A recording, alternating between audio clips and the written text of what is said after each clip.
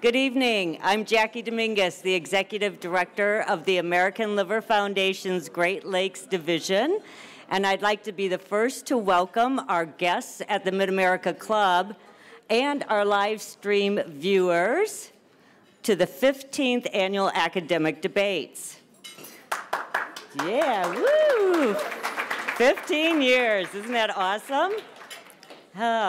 This is a presentation by the American Liver Foundation Great Lakes Division's Medical Advisory Committee, and we are pleased to announce that we have a record-breaking audience, live audience this year, of over 250 healthcare professionals, many live stream viewers, and the event is also being videotaped for those who couldn't join us this evening. So that's really exciting and advancements in technology that we're taking advantage of. If you've attended in the past, you know that the program timing is very strict, and we have this program timed almost to the minute. Our volunteer timekeeper, Sarah Rupking from our Associate Medical Advisory Committee. Debaters, please make sure you know who Sarah is. She's going to oversee the timing and hold up time cards periodically for the presenters. So, and that loud bell you just heard me ring, once your time is up, she may be ringing that bell. Next to our timekeeper, we have our prestigious panel of judges, including our moderator for this evening, Dr. Kimberly Brown from Henry Ford.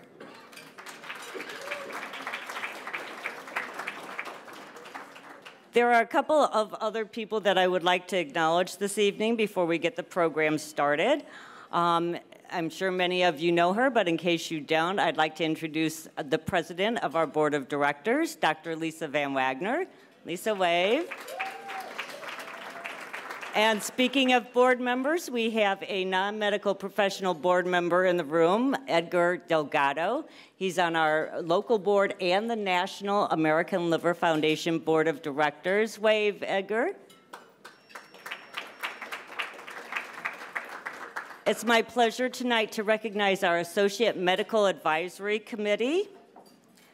All committee members, if you would just wave, please, so people can see who you are. A dynamic group, and they are led by co-chairs Vicki Shaw and Mary Welty, who will be speaking later on this evening. And of course, I'd like to acknowledge our Medical Advisory Committee co-chairs, Dr. Nancy Rowe and Dr. Lisa Van Wagner. Yeah. And our wonderful MAC members, if you could all wave too, it would be appreciated. These are the people responsible for making some of you very nervous tonight and the success of this program. Of course, we cannot put on a successful program without our exhibitors, our fantastic volunteers, and the American Liver Foundation Great Lakes Division staff, Brandon Combs, Tatiana Hayes, and our program manager, Sarah Colton, who made all of this a reality. Go team. So before I introduce our next speaker, I want to thank all of you for being here this evening, and to all of those who donated when you registered, thank you so very much. Rush University was kind enough to bring the traveling trophy. You'll see it here on the judges' table. We keep an eye on it because we know how much people want that trophy. And it could belong to your institution. There are donation forms at your seat, and the institution that donates the most money this evening will be the proud owners of that trophy until next year's debates. Just so you know, your donation helps us fulfill our mission and provide patient resources, so your donation would be going to a very good cause. And now, it's my extreme pleasure to introduce someone who actually needs no introduction. He's going to explain how we're going to be using social media this evening for the Q&A portion of our program, and it's my privilege to introduce Dr. Donald Jensen.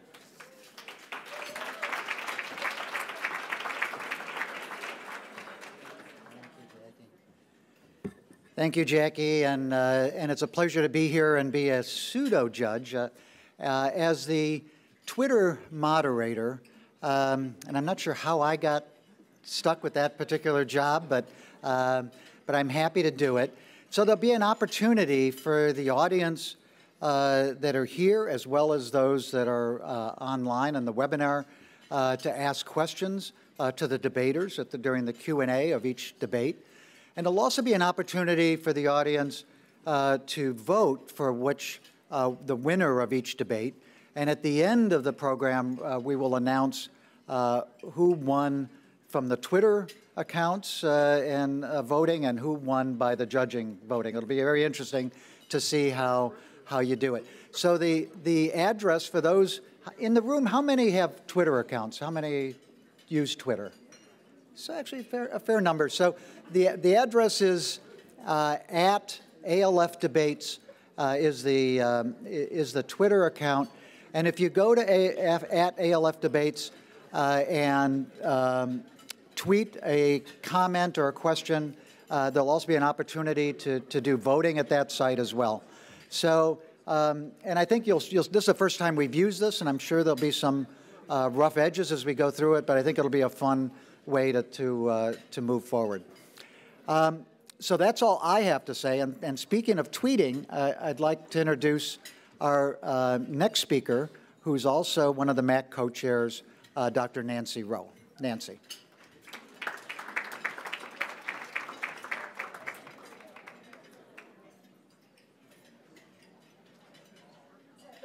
Sarah, you're not buzzing me for my delay here. Thank you so much, Don, and thank you to my wonderful nurse practitioner that works in my department who didn't buzz me for my tardiness in getting up here. So the ALF debates, as Jackie already told you, is an incredible legacy.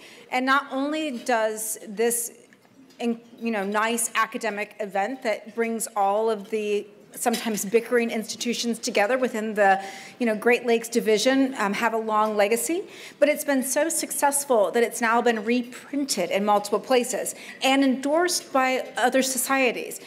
As much that poor Lisa Van Wagner is forced to try to immortalize these through the ASLD's online multimedia journal, where the debaters have the opportunity to publish their debate and have it go to an international audience. So you can see what started as something that might have been a good idea at a little tiny meeting. Occasionally things like that happen, like the UNOS divisions. Has blossomed into something that really has been incredible kudos for our division.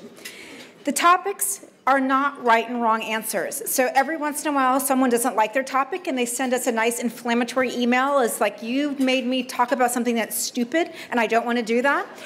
I want to tell you that neither Lisa or I are the ones that pick these topics. It's really a panel, and you're correct. They are occasionally questions that are uncomfortable or maybe obviously right and wrong when we look at them from an academic standpoint, but we do feel that they're debatable topics based on their choice, and that is in a broader sense than just what's in this room. So if it's felt to be controversial or a true debatable topic, recognize that there's someone out there that doesn't agree with you, even if you think that the right answer is pretty darn obvious. That doesn't mean that our debaters win by right and wrong. They win by their argument. So in your heart, you might know that you think differently than the pro or the con, but if they do a better job, they still win. So keep that in mind as you're making your alliances, that it is in their skill set, not the actual answer to the question. The last thing is that I want to introduce one of the most influential individuals in my life outside of Don Jensen, who really gives me most credit for things I do poorly and takes all the credit for the things that I do well, which is fine. He probably deserves that. And the independent thought's not always a good idea. But Kim Brown has been a mentor for many. It would be hard to find a hepatologist or actually a gastroenterologist that has not been touched by her mentorship or her legacy. She has been one of the few women in a room when many powerful male presences are there, and she has never once bowed down. She just always feels like a team player.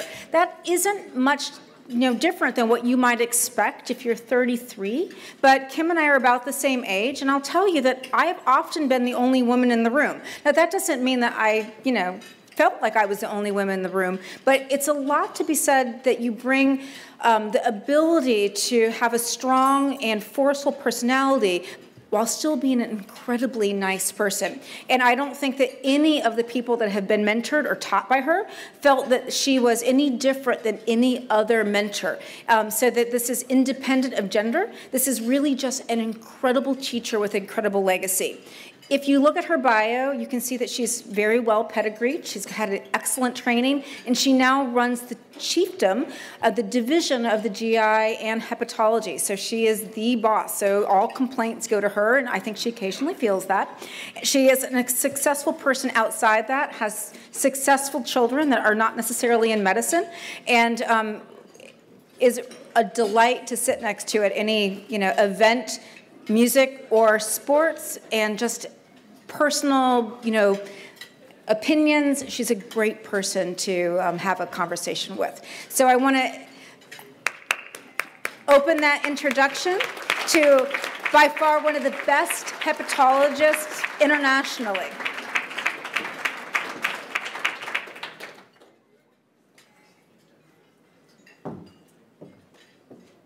Wow. So that introduction means one of two things. Either I paid Nancy a boatload of money, or two, I'm super old, okay? So I think the second is probably true. But I'd just like to thank everybody for the invitation tonight, particularly Jackie, as well as Sarah, who helped me out with speaker notes, gave me a little bit of background on the Great Lakes Division, of which I'm a part, but really it's mostly in Illinois. And to thank also Nancy for reaching out and the invitation and the wonderful introduction. I appreciate that, Nancy.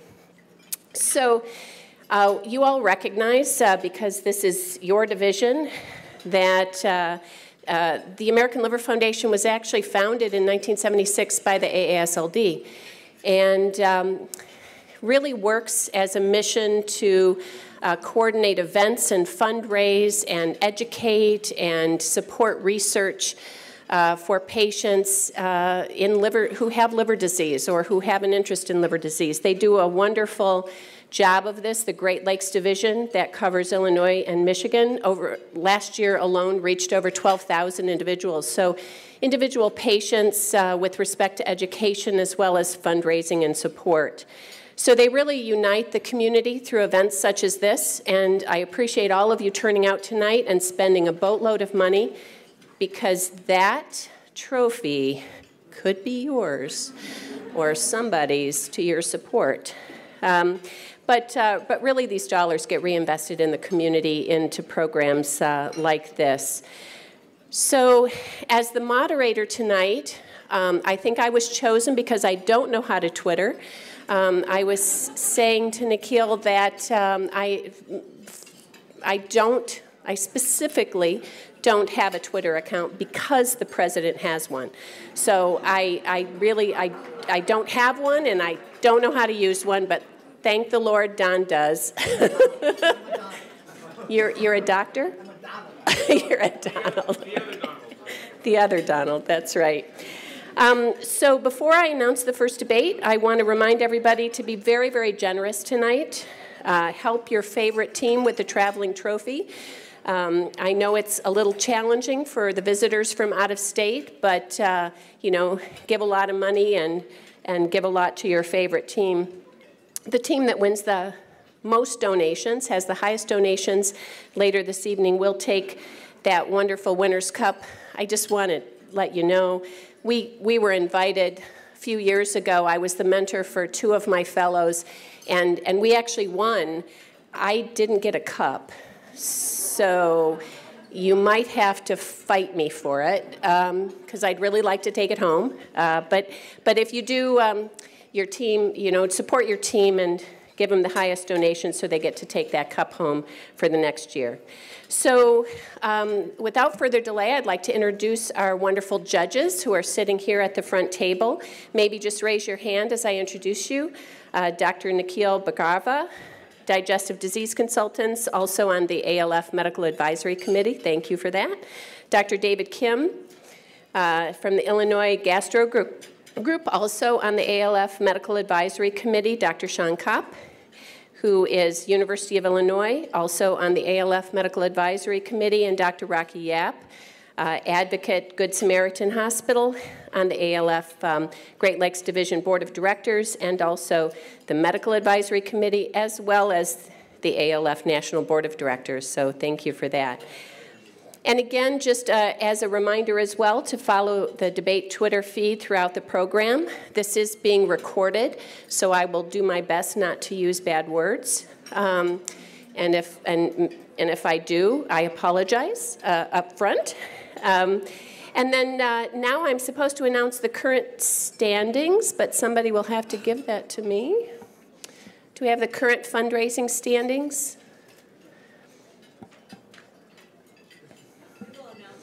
We will announce that. Someone else will announce that soon. Great. All right. So our first debate. So I would like, when I introduce the mentors, please just stand, and then I'll have the team members come up and be seated. You can choose, try to stay with your own team member, so pro on one side, con on the other. And our first debate is the hepatitis C topic. So this is needle exchange programs and the reduction of HCV transmission among injection drug users. Again, I want to remind you, everybody's a winner, okay? It's kind of like soccer. Everybody's a winner here. So, debating, you're all laughing, but you are all winners, okay? So debating the pro position is the University of Chicago. The University of Chicago will argue that the needle exchange program should be instituted to reduce HCV transmission. Their mentor, Dr. Andrew Aronson. Just, you have to stand because people have to recognize. It's a lot of work here, a lot of work. Okay, and the fellows that are presenting for the University of Chicago, Dr. Thomas Cotter and Dr. Matthew Steyer. If you want to come up here, pick your side. And then for the Advocate Lutheran General Hospital, they'll be debating the con position, arguing that needle exchange programs should not be instituted to reduce HCV transmission. Dr. Ken O'Riordan is the mentor. Great. And the fellows that are representing Advocate Lutheran are Dr. Moshe Khan and Dr. Andrew Mazulis. Come on up. All right. So, and Don has... have the voting up to now. He has voting up to now. It's coming. Rush number one. Rush number one. Don't let him take that. Don't let him take it home again. Don't do it. Loyola number two. Loyola number 2. University of Chicago 3. University of Chicago 3. Northwestern 4. Northwestern 4. Lutheran General 5. Lutheran General 5. Okay, so I'm going to donate to UVA so that they don't go home with 0. Okay? All right, thanks.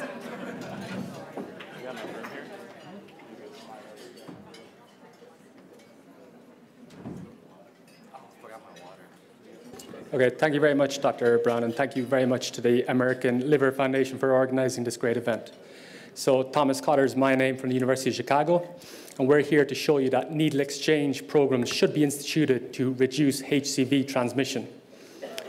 Firstly, some background. Heroin use is on the rise in the United States.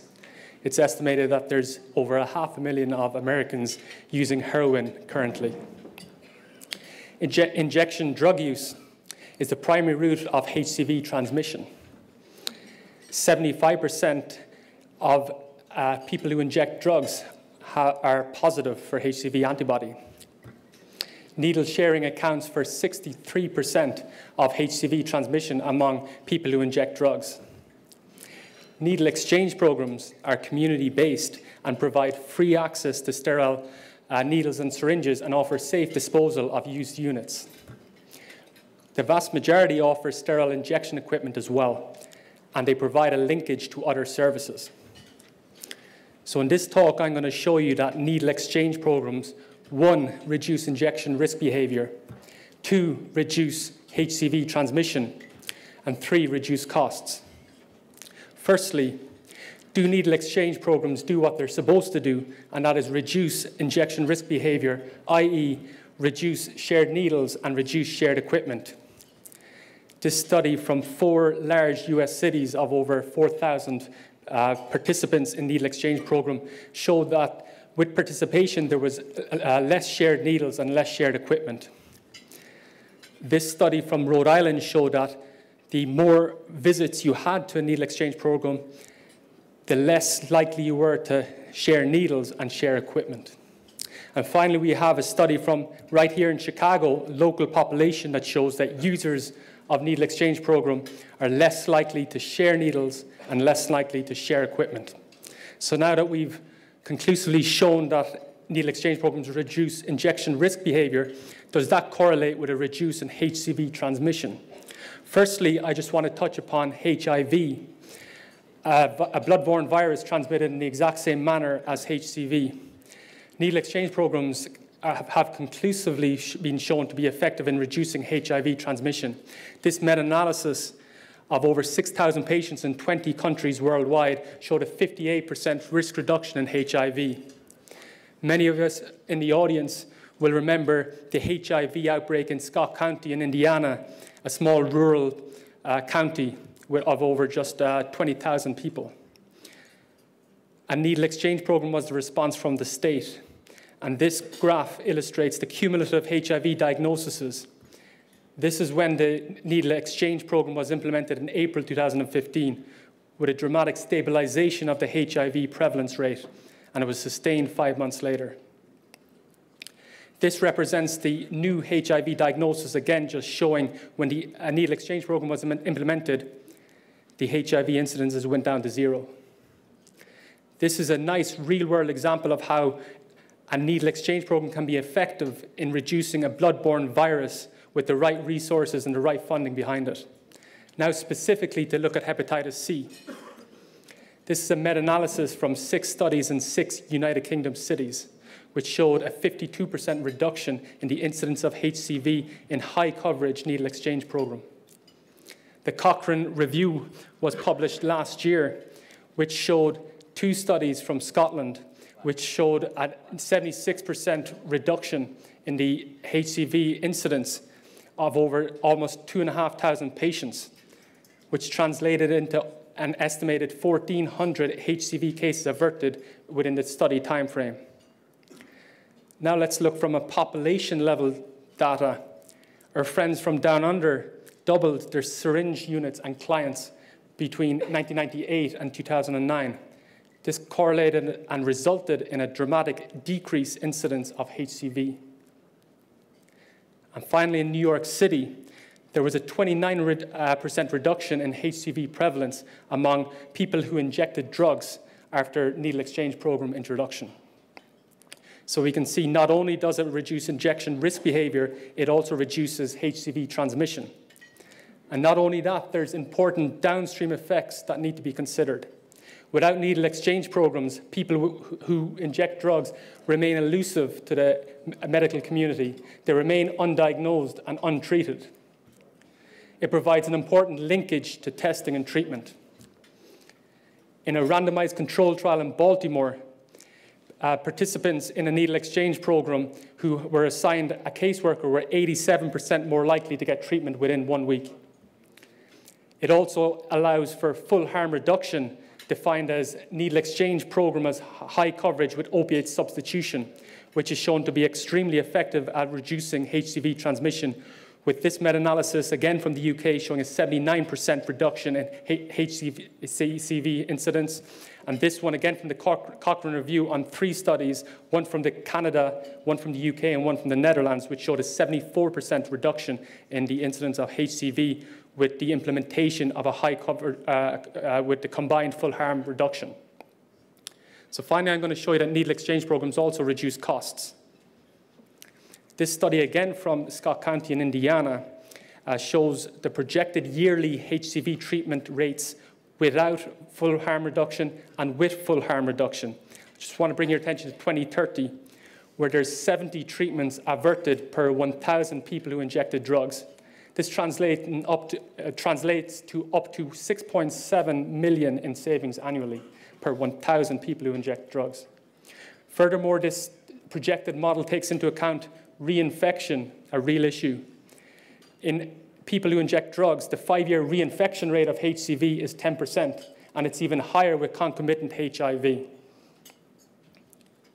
So it's clear that needle exchange programs reduce costs. And as my granny used to tell me back in the Emerald Isle, an ounce of prevention is worth a pound of cure. So I'd like to just conclude by bringing forward the concept of the 3 pillars of hepatitis C elimination. The recent published National Strategy for the Elimination of Hepatitis C report described needle exchange program as a cornerstone of viral hepatitis elimination. The first pillar is the needle exchange programs. Second pillar is the opiate substitution. And the third pillar is direct acting antivirals. So the first pillar is the needle exchange programs is the entry point. This finds the hepatitis C cases in the first place, which otherwise would remain elusive to the medical professionals. It reduces injection risk behavior, as I've illustrated. It also reduces HCV transmission, preventing primary infection so you don't have to treat patients in the first place, and also preventing reinfection, stopping this vicious cycle of retreating people who inject drugs after treatment. It provides an important linkage to opiate substitution and direct-acting antivirals, and is cost-saving, all culminating in HCV elimination. That, ladies and gentlemen, is why we need to implement needle exchange programs to reduce HCV transmission. Thank you very much.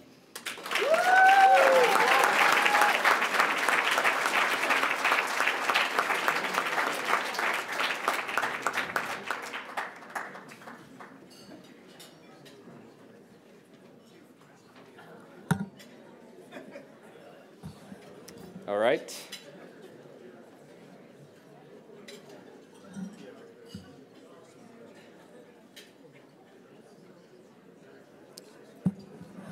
We're at. Oh. Pull that back up. All right. So I would like to thank the American Liver Foundation for hosting this event tonight.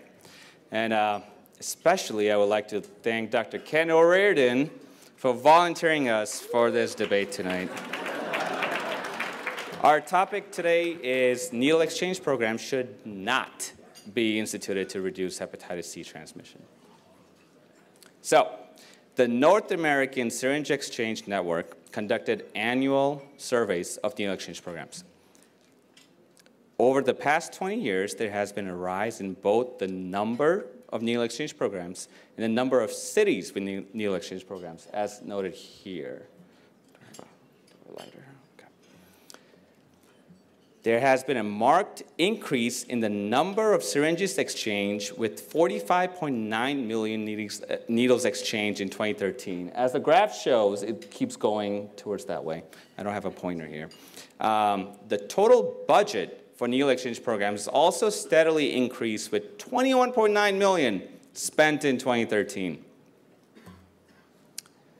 Despite the increase in number of needle exchange programs and funding, the incidence of acute hepatitis C is surging.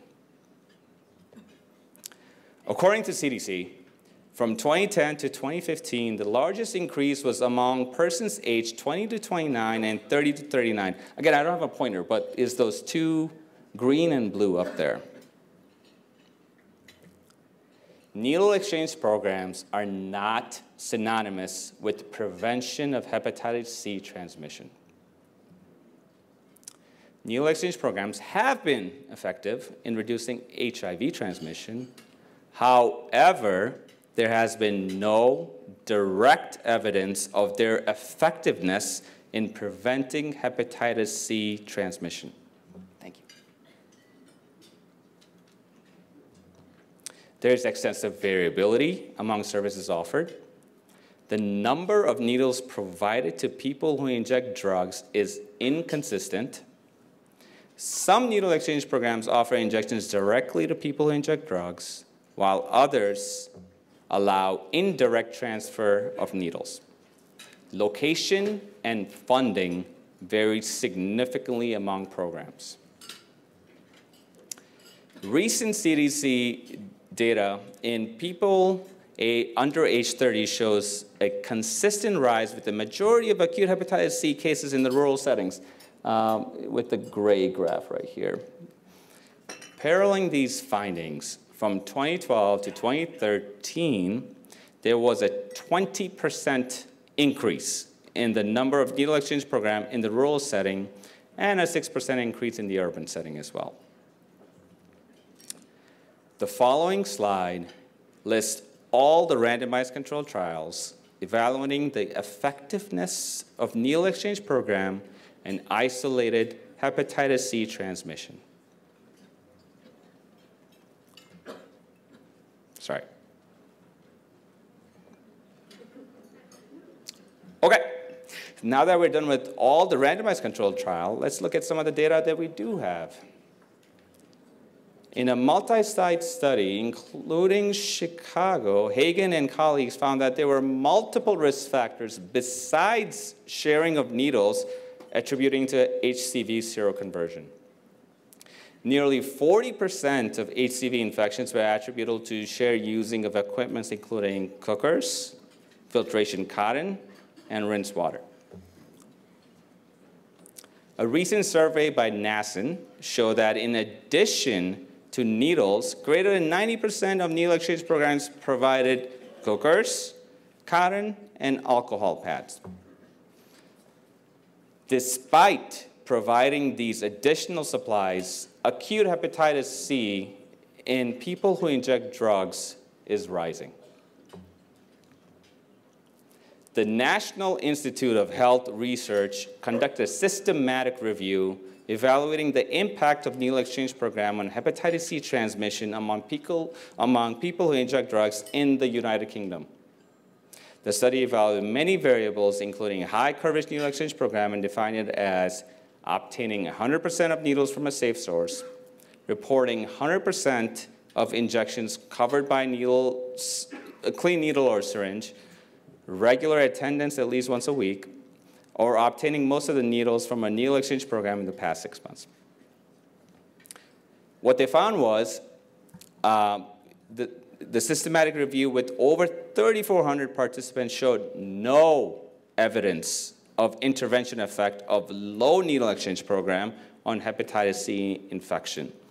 With this forest plot, the left side is favorable, with the right side being unfavorable.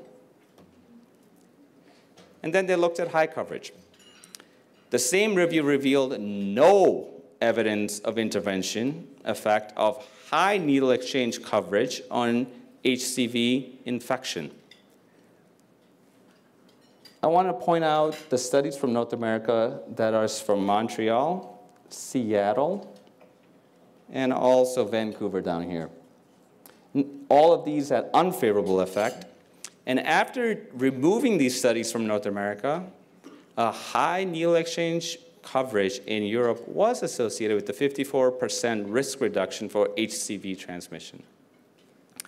There are likely multiple reasons why it works in Europe as opposed to North America. Or maybe it's just the Trump effect.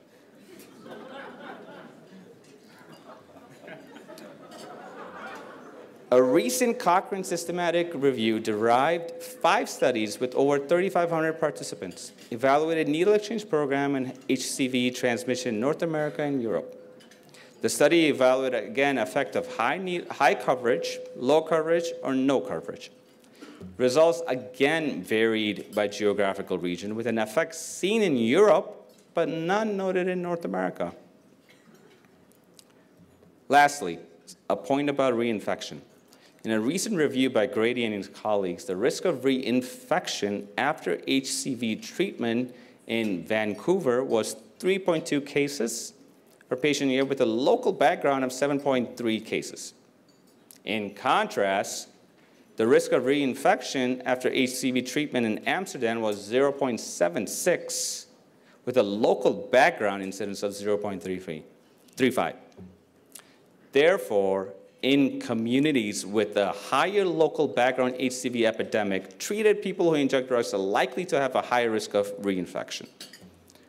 So, In summary, over the past 20 years, there has been a rise in both the number of needle exchange programs, the number of cities with the needle exchange program, along with the increased funding and number of syringes exchanged. There are multiple risk factors besides sharing of needles attributing to HCV seroconversion. Needle exchange programs have tried to address these issues by providing these injection supplies. Despite all these measures, acute HCV rates are surging. There are no randomized controlled trials evaluating impact of needle exchange program on HCV transmission. Systematic reviews with large sample sizes from both the UK and Cochrane review show that no evidence of needle exchange program decreased the risk of HCV transmission in North America. And that's all. Thank you so much.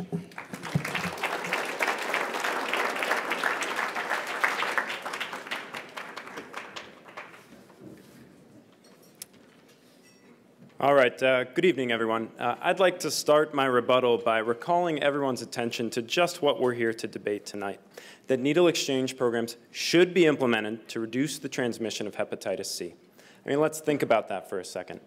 Hepatitis C is a blood-borne pathogen, after all, and its prevalence in people who inject drugs has been estimated as high as 65 to 95%. Injection drug use is the single largest risk factor for transmission, and there's over 10,000 incident cases alone in the US every year due to contaminated needle sharing. As physicians, we have a moral obligation to our patients to prevent this harmful behavior. And it's for this reason that there are multiple international organizations, the World Health Organization, the CDC, the United Nations, that all recommend needle exchange programs as a key intervention in preventing drug-related harm, including the transmission of hepatitis C. But not only is it logical, as we've shown already tonight, we also have data saying it works when it's implemented and studied correctly. So allow me to poke some holes in the opposition studies that have been showed here tonight so nicely by Dr. Khan. First, the claim that the North American data shows that needle exchange programs have no effect or may even be harmful for hepatitis C transmission. That doesn't make any sense. So like anything in medicine, when a result doesn't fit, let's dive a little deeper and see why that may be the case. First, selection bias. All of the individual studies are prone to high loss to follow-up in this difficult-to-study population.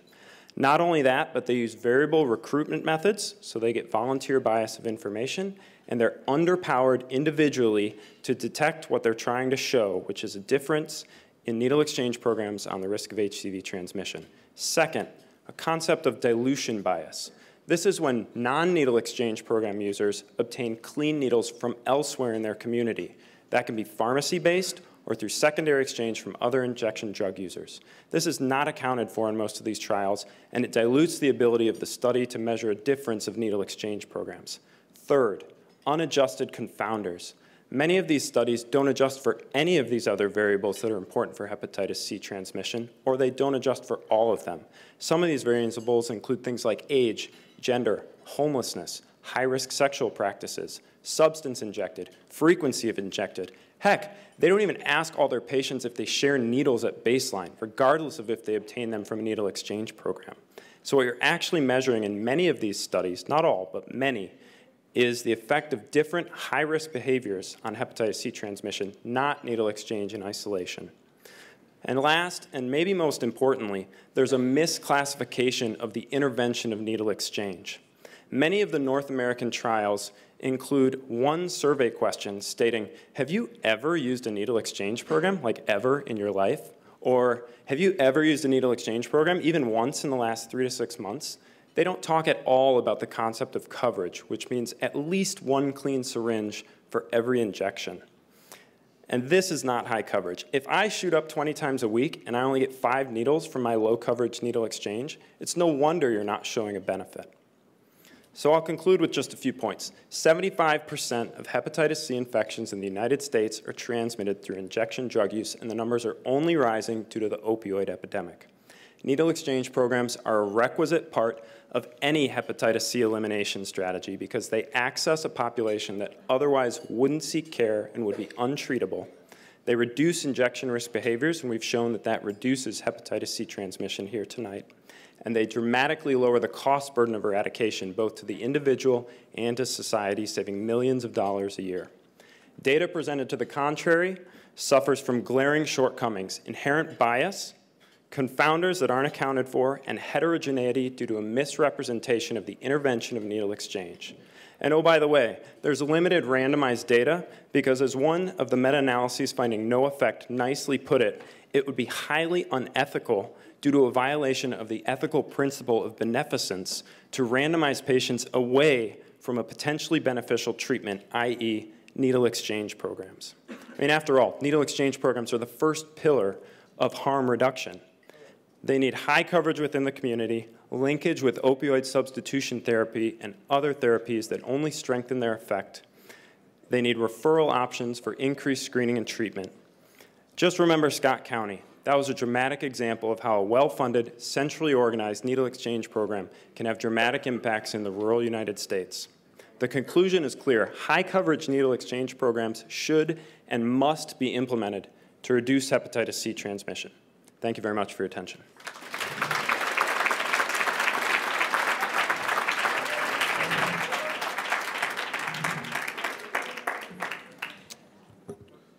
The American opioid epidemic is more rampant now in the United States than ever before.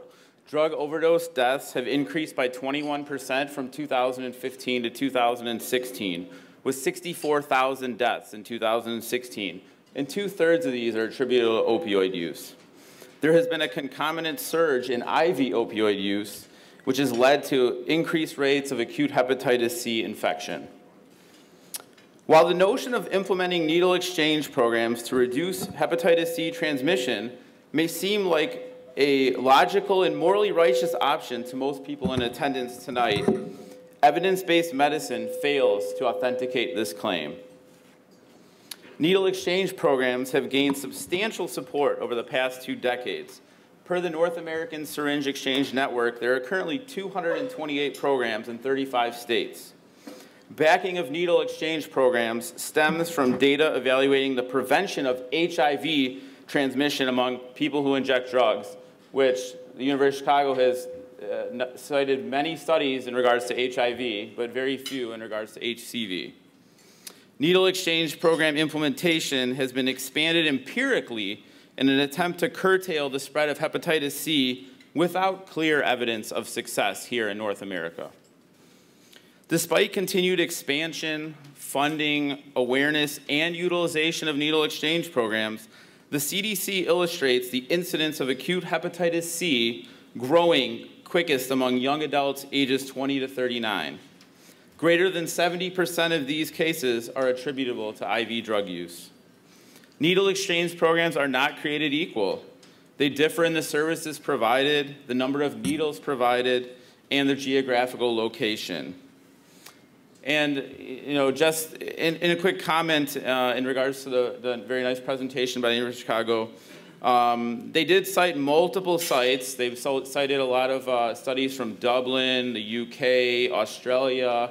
None of them really showing that this has been successful in the United States. And we are, the Great Lakes Liver Foundation debate here. And we are in North America. We're not in other countries around the world. And many of these countries do opioid substitution therapy. Needle exchange programs alone are not successful, and there's plenty of data to support that. They did comment on a study in New York and Rhode Island. However, they didn't really comment on the sample size, what type of study. It was a very short slide, and I didn't really see enough data to convince me of that. They also commented a lot on HIV, and while you can say they are transmitted, bloodborne via needle exchange, they are transmitted sexually as well, and HIV, to my understanding, is transmitted more sexually than hepatitis C. Also in the United States, per the CDC, less than 10% of needle exchange programs have opioid substitution therapy. Instead of slapping a bandage on the problem and giving people clean needles to continue to inject, they try to get them unaddicted to the IV drug use and get them off of these bad behaviors. So. A lot of data in Europe suggests other modes of therapy in combination therapy. In the U.S., that's not the case. Like we had pointed out, Platt and colleagues conducted a systematic review evaluating the impact of needle exchange programs on HCV transmission among people who inject drugs in the UK. This was a large sample size of over 3,400 participants. and they found no evidence of intervention effect for low or high needle exchange coverage on HCV infection. Also, Platt and colleagues in a Cochrane review in 2017 with over 3,500 participants evaluated needle exchange programs and hepatitis C transmission in North America and Europe, and they found no effect seen in North America among high needle exchange coverage, low or no needle exchange. So essentially, no difference. In North America, needle exchanges alone do not make a difference. Utilizing needle exchange programs alone is analogous to simply placing a bandage on a deep wound. Needle exchange programs do work in combination with opioid substitution therapy in other parts of the world. However, in the US, these comprehensive programs simply do not exist. We continue to pour millions of dollars into needle exchange programs alone without data showing a decrease in hepatitis C transmission here in North America. Until and unless we begin to treat the entire person, preventing these deep wounds in the first place, we will not win the fight against hepatitis C. Thank you.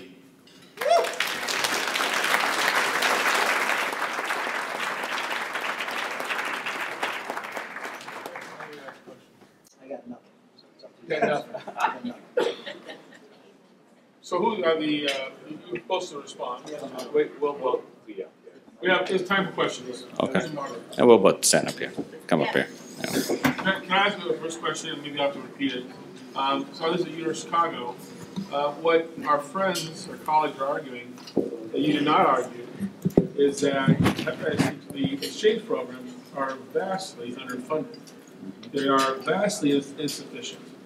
And there is data that taking just a needle exchange program is insufficient, which you didn't argue at all. You didn't talk at all about the need for a much more comprehensive program. You focus on some foreign studies. So how do you explain why the hepatitis C epidemic continues to grow? In isolation, we've seen the boom in the research of hepatitis C in our younger population. Sure. So the question is that, why did we not comment on the underfunding of needle exchange programs here in the United States, and why does hepatitis C continue to boom in North America? So I think the first point is that we didn't comment on the funding because other countries have invested the funds in needle exchange programs in the developed world and have demonstrated that they've been a success. Not only have they reduced injection risk behaviors, but they've also demonstrated a reduction in hepatitis C transmission, which is strengthened in significance when you combine them with other harm reduction strategies like opiate substitution programs. So we view the lack of funding in the United States as a policy problem, not surprisingly, as opposed to a knock against needle exchange programs themselves, because we have data from some populations that it can work when it's implemented on a broad level with centralized funding and a coordinated effort. And that can be done here in the United States. All it takes is the right policy. All we're debating here tonight is that needle exchange programs should be implemented. And I agree with you wholeheartedly, they should be implemented. But here, they're funded largely by not-for-profits or by state and local governments, and that's been shown to be inefficient. Also, the CDC defines needle exchange programs as offering equipment as well. And so that's an easy addition to any high-coverage needle exchange program that's already in place. Cotton balls are cheap. Alcohol swabs are cheap, cookers are cheap. It's the needle disposition component that generally adds to the cost. So you're looking at about $1 a syringe to implement a high coverage needle exchange program. We do not disagree that needle exchange programs are an important component of, treating patients, but we think it needs to be more than just needle exchange. And in comment to providing the cotton and things like that, Hagen et al. Had a good study showing that they were looking at HCV seroconversion. They show that 40%, interestingly, 40% of HCV infection were due to this, the cooking material, other materials like cotton swabs and water. And then the most recent that we saw, North American Syringe Exchange Network data from about 2013 show that greater than 90% of programs actually supplied this equipment. So greater than 90% of programs supplied this equipment from the North American Syringe Exchange Network data, but 40% of HCV was attributable to other sources besides the dirty needle itself. So I don't agree with that, to be honest with you. I do agree that needle exchange programs you know, are part of the thing, but I think it's still slapping a bandage on the problem. You're not fixing the behavioral problem. You know, giving somebody a needle, they still have other risks besides hepatitis C. They can overdose, and there's 64,000 deaths in 2016. So I think it's part of the therapy, but I think you need to look at by itself alone, it does not work. We agree it is part of the therapy, which is why it should be instituted to reduce the transmission of hepatitis C. But the topic of the conversation is not needle exchange program in addition to something else that would help the reduction of hepatitis C transmission. The topic of tonight's conversation is needle exchange program should be instituted to reduce hepatitis C transmission. And our data, there is no randomized controlled trial, which I know our colleagues have suggested that we shouldn't have randomized controlled trials for such a program, which yes, we do agree with. But nonetheless, there is no data that suggests that needle exchange programs reduces hepatitis C transmission in North America. That's actually not true. There's a Hagen meta-analysis from North American studies that showed in combination with opioid substitution therapy, there was a 75% reduction. Therapy works. I think you guys are great, but I think we have 3 more minutes. Unfortunately, we know too much about this topic. Yeah. I just want to remind people to both tweet your questions for the debaters, but also vote, because there's online voting going on right now. Can we vote? So yes, you can all vote when you sit down. I'm voting for UFC right now. Can you hear me? Okay. I have a question for both teams, but specifically for the University of Chicago team. In your presentation, you discussed using the needle exchange program as almost a screening for hepatitis C. Given the current climate of getting approval for the direct-acting antivirals and having opiate positive being a reason that the many insurance companies are refusing to treat patients, how does that play into this? And is that ethical? And on a public health standard for both teams, should we be treating patients for hepatitis C who are active drug users? I agree, that's certainly a barrier, and so that's part of the linkage component that needle exchange programs offer. When you have a patient who's an injection drug user and they want to get out and they want to find help, it's hard for them to identify those resources. Needle exchange programs are a place that they can go to and they can meet with a caseworker and they can get linkage to opiate substitution therapy to meet whatever criteria that's stipulated for direct-acting antiviral coverage. Obviously, we hope that costs of direct-acting antiviral coverage will be coming down in time, and that we would promote, obviously, policies that would open up access to a broader population. And I think if we're really talking about hepatitis C elimination, you need all of these things. You need needle exchange, you need opiate substitution therapy, and you need treatment. But to bridge the gap between this population that never accesses medical care, the needle exchange program is the first step. Thank you. A very short response. We agree that needle exchange program in combination with opioid substitution therapy and DAAs and all those things absolutely does work. But the reality of the situation right now is that we only have needle exchange programs, and that's what the topic of conversation is tonight. Does needle exchange programs should be instituted to reduce hepatitis C transmission? By alone, they do not. And that's what we want to conclude by saying. Thank you so much. Thank you.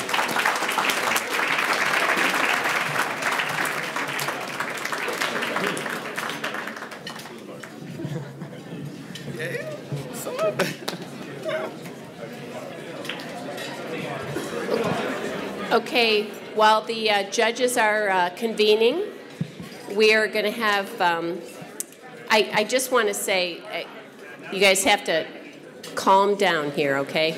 I know it was exciting, but we've got 2 more debates to go. So I just want to say, as a mentor to fellows and having done this before, these fellows did a great job, and I just want you all to give them another round of applause.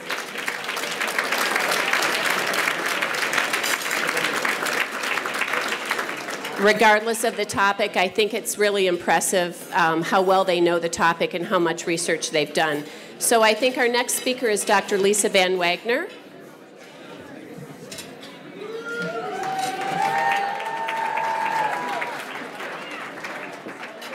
Well, thank you, Dr. Brown. Guys, I think that was an amazing way to start out our evening. Thank you so much to the teams for a very lively, entertaining, and informative debate. I just want to take a minute. The servers are coming through. They're clearing your salad plates. They're going to be bringing your entree courses, refilling your wine glasses. But in that time, I just want to highlight a couple of things that we just want our audience to know about the American Liver Foundation Great Lakes Division. As Jackie mentioned at the beginning of the evening, I serve 2 roles for the ALF Great Lakes Division. The first is I am a successor of the Donald as a board president of the ALF, and our board is made up of about 18 to 20, mostly non-healthcare professionals who have an interest in helping to advocate and help to connect the ALF with the community. And we have a variety of different individuals who engage in this mission with us. We have people who are lawyers, we have people who work for industry, we have consultants, we have people in the hospitality industry, we have my husband who was dragged onto the board. So if you are interested, or you have a spouse or a friend or someone who's interested in engaging in this mission with you, we really encourage you to direct them to the ALF Great Lakes Division webpage, and you can contact myself or contact Jackie if they're interested in helping to promote the ALF mission. The other thing that I'm involved in with my co-chair, Dr. Nancy Rowe, who you met earlier, is that we are co-chairs of the Medical Advisory Committee. And the Medical Advisory Committee is who is responsible for tonight. And like Jackie had mentioned earlier, this is our 16th annual academic debates. The debates started in 2003. And I can actually say that I have been attending the liver debates since 2003, and it has been a really exciting thing to watch this continue. The Medical Advisory Committee is comprised of not just physicians from our academic medical centers, but I think is a really cool organization because we also engage not just physicians, but we have nurses, we have our mid-level and advanced practice providers, we have pharmacists on our committee, and we meet on at least a quarterly basis, usually at a restaurant or other place in Chicago, and we engage in figuring out how we can best reach the community, both the liver community and, of course, the medical community. So we have a number of things throughout the year that we sponsor and participate in, the debates being a huge one. But we are also in charge of helping to support our ALF staff in the Flavors of Chicago event, which is a large event that happens every fall, which is really fun, and I encourage you to mark your calendars now for September, first week in September this year.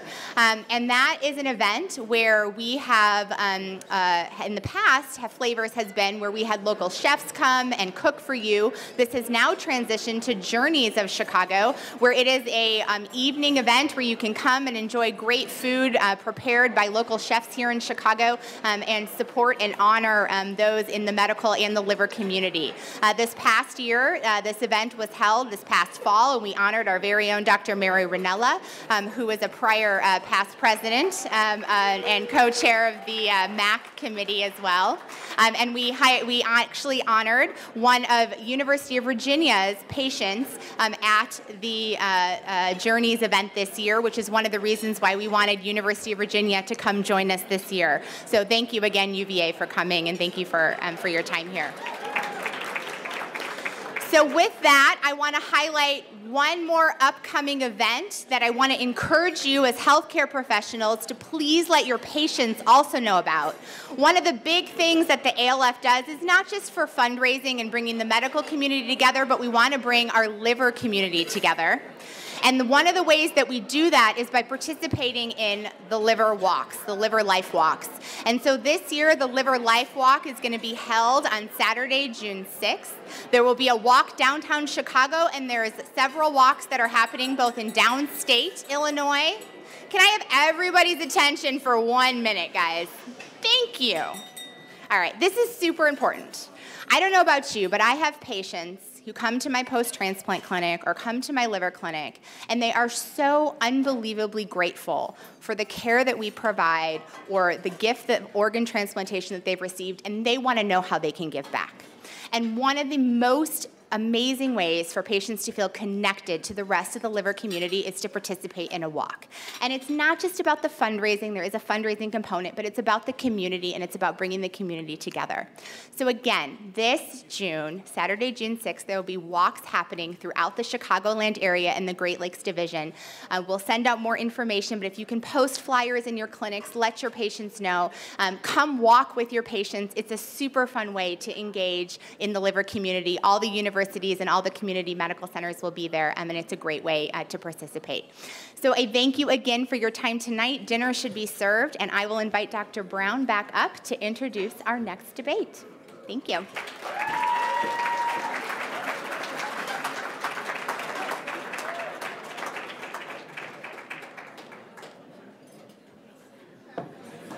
You guys are a rowdy crowd here tonight. All right, so are you ready for the second debate? Yay! All right. So the second debate is on fatty liver, as you're enjoying all of your, high caloric food there. And the second debate is on identifying the gold standard. You guys have to be quiet. You got to listen to this, okay? This is very important. Super important. Okay, there we go. So identifying the gold standard to evaluate fibrosis in patients with NAFLD. So again, we have a pro and a con. And if the mentors can stand when I announce your team, and if the team members can come up and pick a side. That side was pro last time. You guys can switch it up. I mean, you don't have to follow the leader. So debating the pro side is Loyola University. You have to figure out which table they are. They're going to argue that non-invasive imaging has replaced biopsy as the gold standard. Their mentor, if you can stand, is Natasha Van Roen.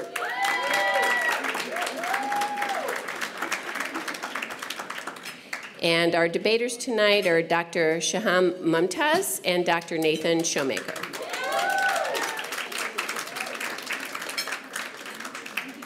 All right, as they are walking up, Rush University will argue the con position tonight,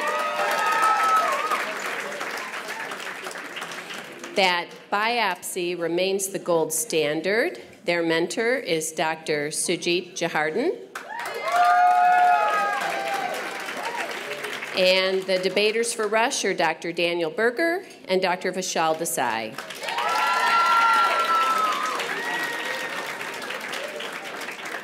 All right, so same thing goes. Is the timekeeper all set? All ready? Okay. Good job. Good luck, everybody. Remember, everybody's a winner.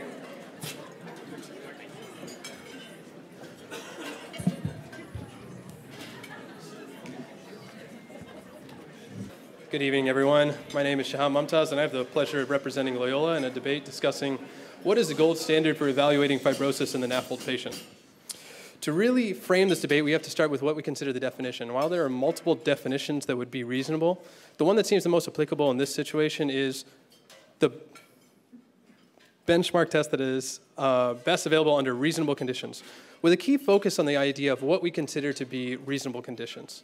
And when using that definition, I'll make it clear to you today that non-invasive imaging has replaced biopsy as the gold standard for evaluating fibrosis in the NAFLD patient. So first, let's start with the current AASLD guidelines. When looking at the guidance statement, we can see first, liver biopsy should be considered in patients with NAFLD who are at an increased risk. And let's kind of pay attention to that phrase, should be considered. It's not really a wholehearted type of recommendation. You know, if you look through the rest of the guidelines, actually there's 21 other recommendations. Never do they use the word consider. It's only with liver biopsy. 6 different times they say should be considered. Doesn't sound like they really even believe it themselves. But we should be well aware of the fact that the NAFLD epidemic is an ongoing issue and something that will continue to worsen over time. Up to 20 to 30% of the US population currently has NAFLD, and even higher numbers in some of these subgroup populations, and will continue to increase as does the obesity epidemic. But the patients that we really care about are the patients that have NASH, the ones that have inflammation that will usually develop fibrosis and then cirrhosis with worse clinical outcomes. And while the prevalence may seem small, when you extrapolate that to the number of patients there would actually be, we're talking about 80 million patients with NAFLD and about 11 million with NASH. Which means that if we consider the NASH patients the ones that will be most likely to develop fibrosis, we should be doing almost 11 million biopsies. And that's assuming that we can identify who the NASH patients are using whatever clinical tools or risk factors prior to doing a liver biopsy. Otherwise, we're going to be doing considerably more. But who should really be getting a biopsy? Guidelines are still kind of unclear.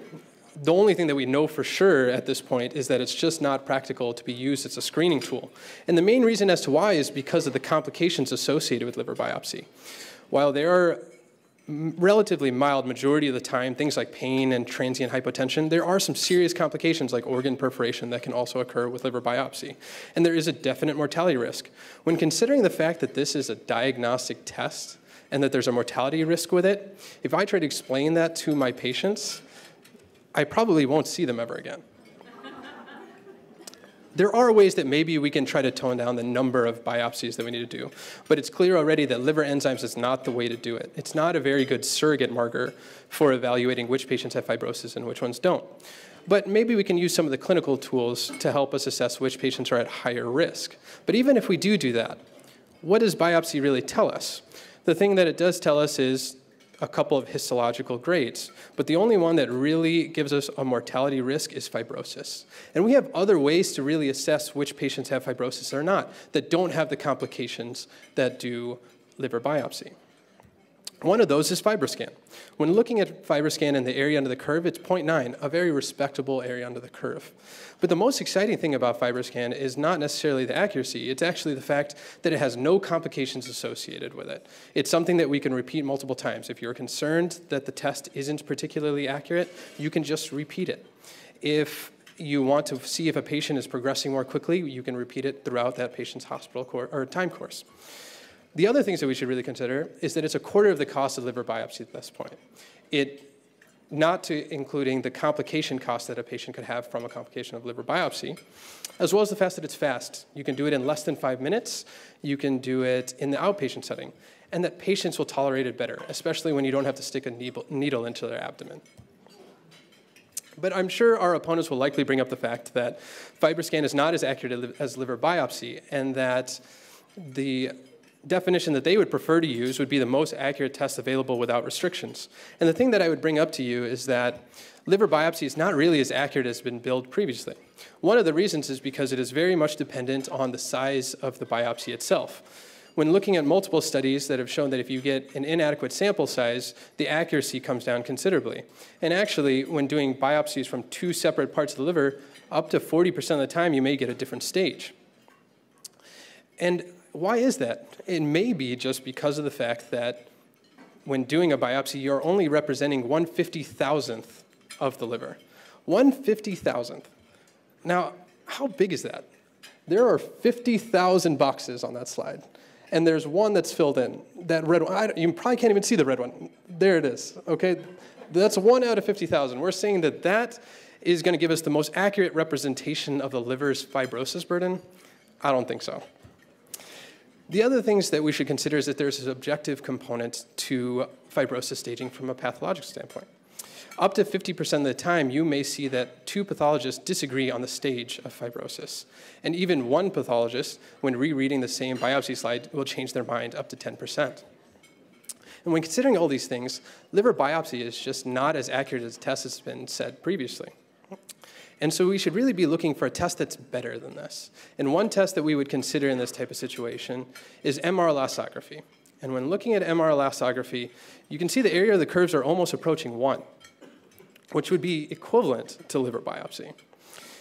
And we can even would want to call it non-inferior. And there's actually been a study that has been done head-to-head between MR elastography and liver biopsy that showed that they were statistically equivalent when looking at fibrosis, whether being significant, severe, or having cirrhosis. And actually, when radiologists were reading the MR elastography, they tended to agree on stage more often than did the pathologists. In review, it's clear that biopsy is not equipped to handle the NAFLD epidemic without increasing the number of complications, and we should just not accept that. FibroScan is a test that can be used in more patients more readily, and we can follow them over time to see which patients are at higher risk. And MR elastography is a superior test to liver biopsy in that it's equally accurate and that has none of the complications associated with it.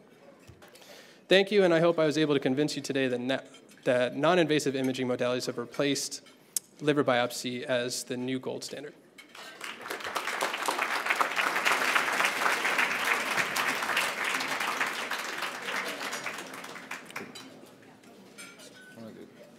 Is there a password here?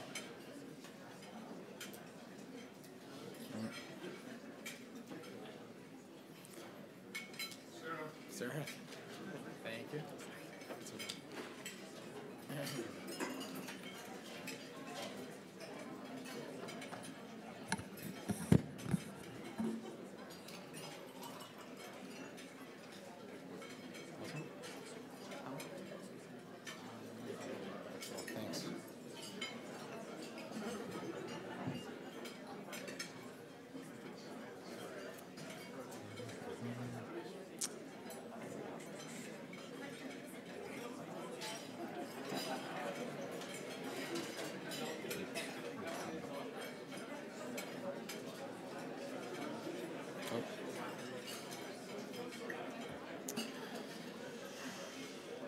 Good evening, colleagues, friends, judges. Thank you for joining us tonight while we explore these important questions in our great field. My name is Dan Berger, and I'm a second-year GI fellow at Rush University Medical Center. And tonight, my colleague and I will make it obvious to you that liver biopsy remains the gold standard in evaluating fibrosis in patients with NAFLD. To begin, when we talk about the spectrum of NAFLD, we refer to what is occurring on a histologic level. This spectrum ranges from simple steatosis to NASH to ultimately advanced fibrosis and cirrhosis. It has been shown that NASH is associated with progressive liver disease, so it is not only important to know if our patients have NASH, but it's also important to know how much fibrosis the patients have. This is because the fibrosis stage matters. In a 2015 study, Engel et al. Showed that for each increase in stage of fibrosis, there's a significant decrease in transplant-free survival, which you can see in this graph here. And the reason we care so much about the fibrosis stage is because we can offer interventions tailored to the patient's prognosis, from simple diet and exercise to more advanced therapies. Which brings us to our position that the liver biopsy remains the gold standard test to evaluate fibrosis in non-alcoholic fatty liver disease. But before we move on, it is important for us to define what a gold standard test is. The definition provided by the Oxford Dictionary states that it is a thing of superior quality which serves as a point of reference against which other things of its type may be compared. Therefore, the four main qualities of a gold standard test are: 1, it is of superior quality; 2, it has a standardized interpretation; 3, it serves as the reference standard; and 4, it is widely accepted. Now, in order to see which one is of superior quality, let's take a look at how elastography measures fibrosis versus how liver biopsy measures fibrosis, keeping in mind that fibrosis is a histologic definition. With transient elastography, a transducer is used to emit low-frequency vibrations that propagates through underlying tissue, which then causes propagation of elastic shear waves, ultimately providing you with 10 to 12 velocity measures, the median of which is then converted to kilopascals using Young's modulus, thereby providing a fibrosis assumption. Does everyone get that? Now let's take a look at the complicated way that fibrosis is measured with liver biopsy. Oh, that's right, you just open your eyes and look at it. So when thinking about the gold standard test in measuring fibrosis, should it be a test that assumes fibrosis, or should it be a test that allows you to directly visualize it? The answer to us is obvious, but even if you do believe in the science behind elastography, let's take a look at the data. A well-known limitation of both MR elastography and transient elastography is that they exhibit significant inaccuracy at low to moderate stages of fibrosis. Just to highlight this point, let's take an example of a patient with stage 2 fibrosis on MR elastography. Now, is this really stage 2 fibrosis? Because that range also falls over stage 1 fibrosis and stage 3 fibrosis. This overlap is even worse with transient elastography, which shows overlap essentially amongst all 4 stages. And it's not just me guessing this and drawing boxes up here, but when you look at the pure data, the pure numbers, this is further reflected in the area under the receiver operator curve, the sensitivity and the specificity of these tests at low to moderate stages of fibrosis. Again, please let me remind you that for each increase in stage of fibrosis, there's a significant decrease in transplant-free survival. So it's not just important for a gold standard test to be able to distinguish between stage 0 and stage 4, but it's also important for this test to be able to distinguish between every single stage of fibrosis. And that's where non-invasive imaging is currently lacking. So let's take a look into why elastography might perform so poorly. Both MRE and VCTE are confounded by a variety of patient factors, including common things such as inflammation, hepatic congestion, iron overload, alcohol, and obesity. Obesity in NAFLD patients, does that concern anyone? It concerns me because the NAFLD population is the obese population, with the prevalence of NAFLD in obese patients quoted at 80 to 90%. In a study by Castera et al., liver stiffness measurements were found to be unreliable in 35 to 53% of patients with a BMI greater than 30. Now, there are some people out there that might tell you that everything is all better with the FibroScan XL probe, which supposedly is better in obese patients. But even with the FibroScan XL probe, Myers showed that 26% of all liver stiffness measurements were still unreliable. Liver biopsy, on the other hand, is not susceptible to any of these confounders, which is again why we believe it is the gold standard. This data clearly demonstrates that the liver biopsy is of superior quality. So let's take a look at the next characteristic of a gold standard, which is that a gold standard should have a standardized interpretation available. For liver biopsy, this is not a problem because there exists a very concrete histologic scoring system known as the Medivir score, which is used to stage fibrosis, irrespective of disease state and confounders. In contrast, take a look at the scoring for liver stiffness measurements and transient elastography. This is the interpretation guide provided by EchoSense, the company that makes FibroScan. As you can see, each disease state has a completely different scoring system. Let's take a look at the scoring for NAFLD. You will notice the difference between no fibrosis and cirrhosis is contained to a very small range. Furthermore, what happened to stage 1 to 2 fibrosis, which should be represented by this green box? This stage is not even present to allow for this finding. Furthermore, let me remind you that 1 out of every 4 people in the United States has NAFLD. So do you think there might be a person out there that has NAFLD and, for example, PBC? How do I interpret an elastography score of 10.5 from that patient? Fortunately, there is one test out there that can accurately measure fibrosis in this patient, and that's the gold standard liver biopsy.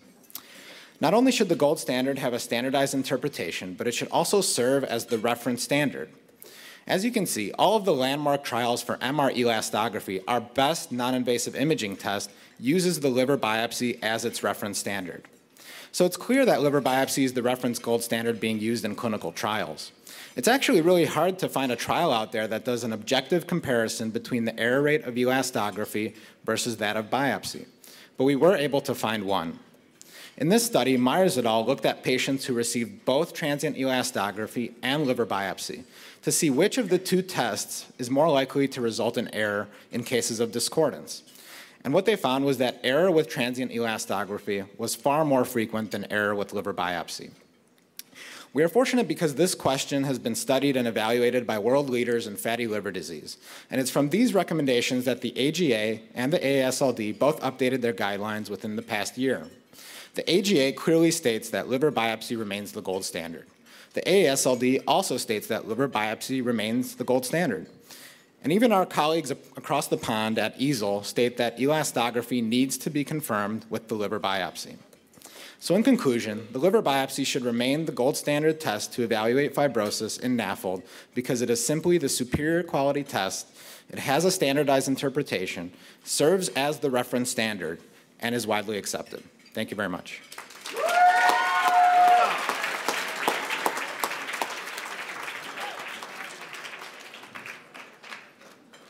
So I think what we've presented tonight is actually evidence that would support that the liver biopsy is not this infallible test. The liver biopsy certainly falls short of what we would consider an unchallengeable gold standard, and that brings to light the fact that we have some non-invasive modalities that can take its place.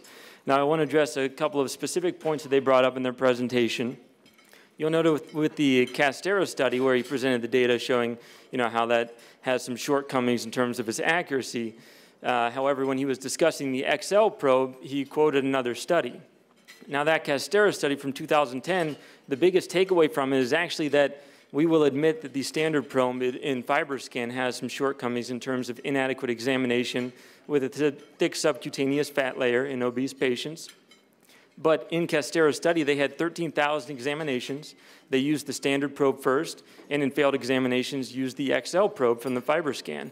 They were able to obtain an adequate evaluation in more than 90% of the patients in that study, and that's the biggest one done to date. So to cherry pick the data from another study to prove that the XL probe is insufficient, I think is kind of a roundabout way. Now, the Murasaka study, I think, is one that's very important to bring up when you're talking about looking at data that actually looks at how accurate a biopsy is, how reproducible is it. The only way to evaluate this is to do multiple biopsies from the same patient.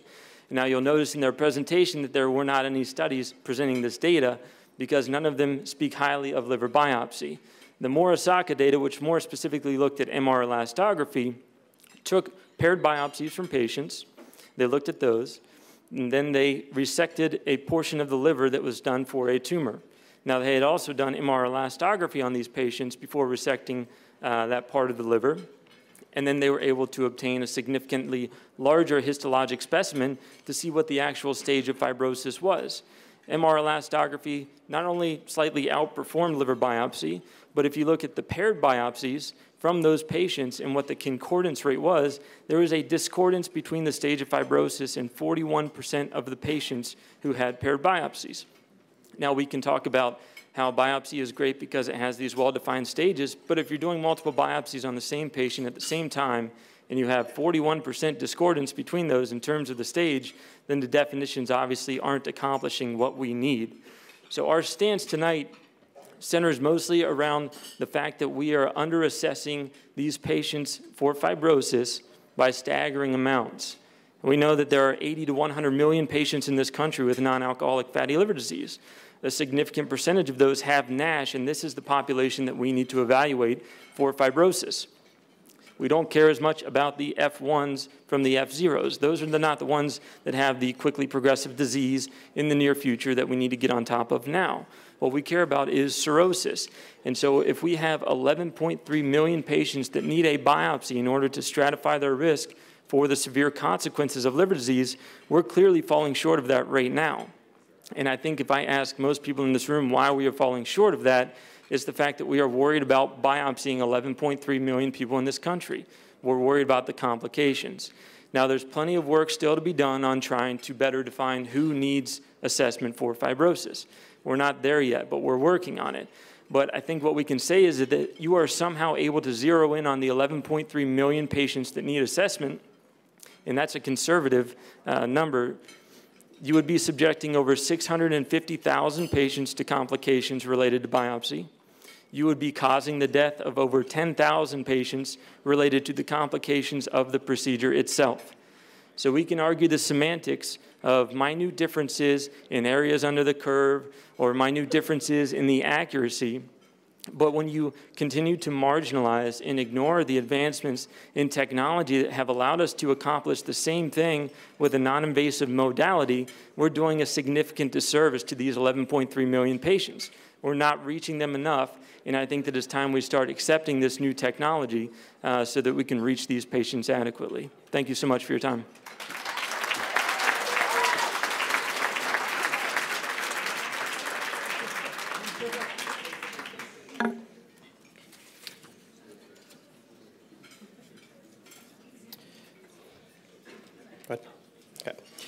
There certainly has been a lot of really good information shared by both institutions, and we do believe that non-invasive imaging technology has promise and purpose in evaluating fibrosis in NAFLD patients. Unfortunately, that's not the reason we were brought here today, and that's not the topic we were brought here today to discuss. The question we had is, what is the gold standard in the evaluation of fibrosis in NAFLD patients? This means, What is the test that is the most accurate at any stage of fibrosis? What is the test that is used as the reference standard in the study of liver fibrosis? What is the test that we turn to when we're just not sure due to confounding factors? And what is the test that we turn to when we just have to be right in clinical trials or just right in general? It's obvious that all these points point to the liver biopsy. It's for these reasons that liver biopsy remains the gold standard for the evaluation of fibrosis in NAFLD patients. My colleagues from Loyola have brought up a few points that I would like to address. They mentioned the complication rates of liver biopsy. The highest complication from liver biopsy is bleeding at 0.6%. First of all, let me start by saying that liver biopsy is a test that is reserved for a select group of people in which we just need to use the gold standard, not the 11 million people. Let us compare that to another test that we commonly use in every patient in this world over the age of 50, the colonoscopy. The colonoscopy has a bleeding rate of up to 0.6%, similar to the liver biopsy. So if liver biopsy is so obviously dangerous, why are we offering a test with similar bleeding risk to everyone in the world? Next, let's discuss variability. My opponents are correct.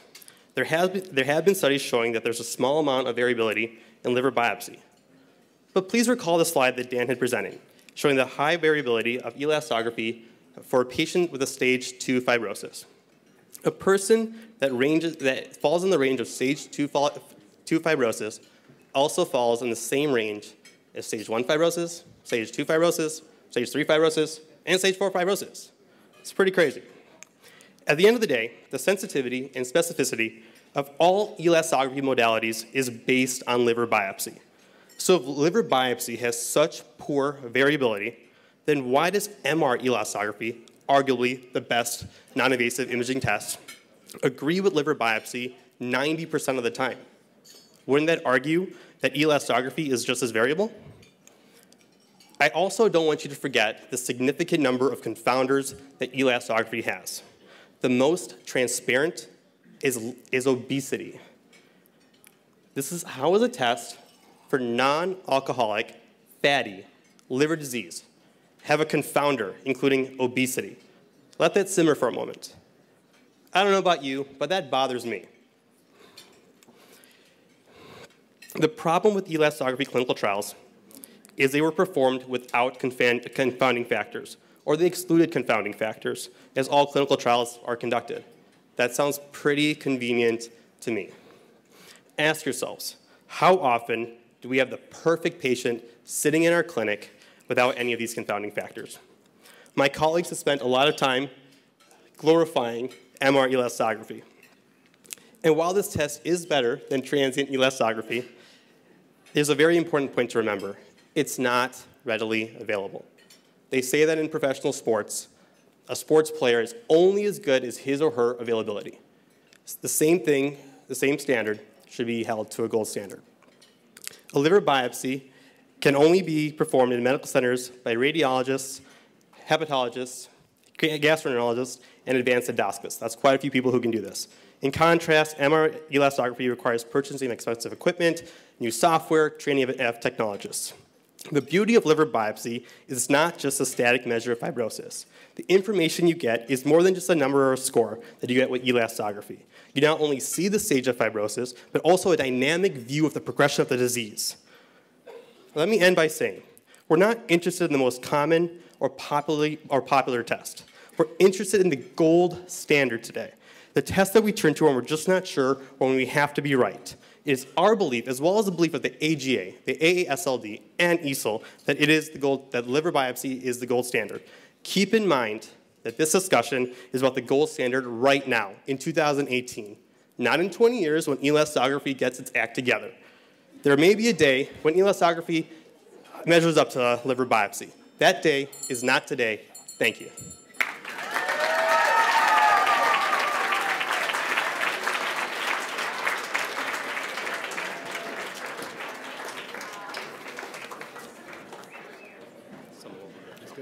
Is this on? Yeah, great.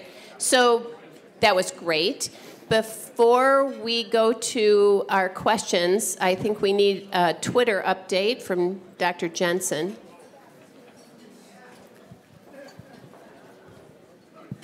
So we still don't have questions on Twitter, so you're really behind. But we do have an update on where that trophy's going to go, by who's raising the most money. And currently, Rush is ahead $1,765. Chicago, $480. Loyola, $385. Northwestern, $165. Lutheran General, $35. And UVA, $20. So Rush is way ahead. I think that trophy's moving this way.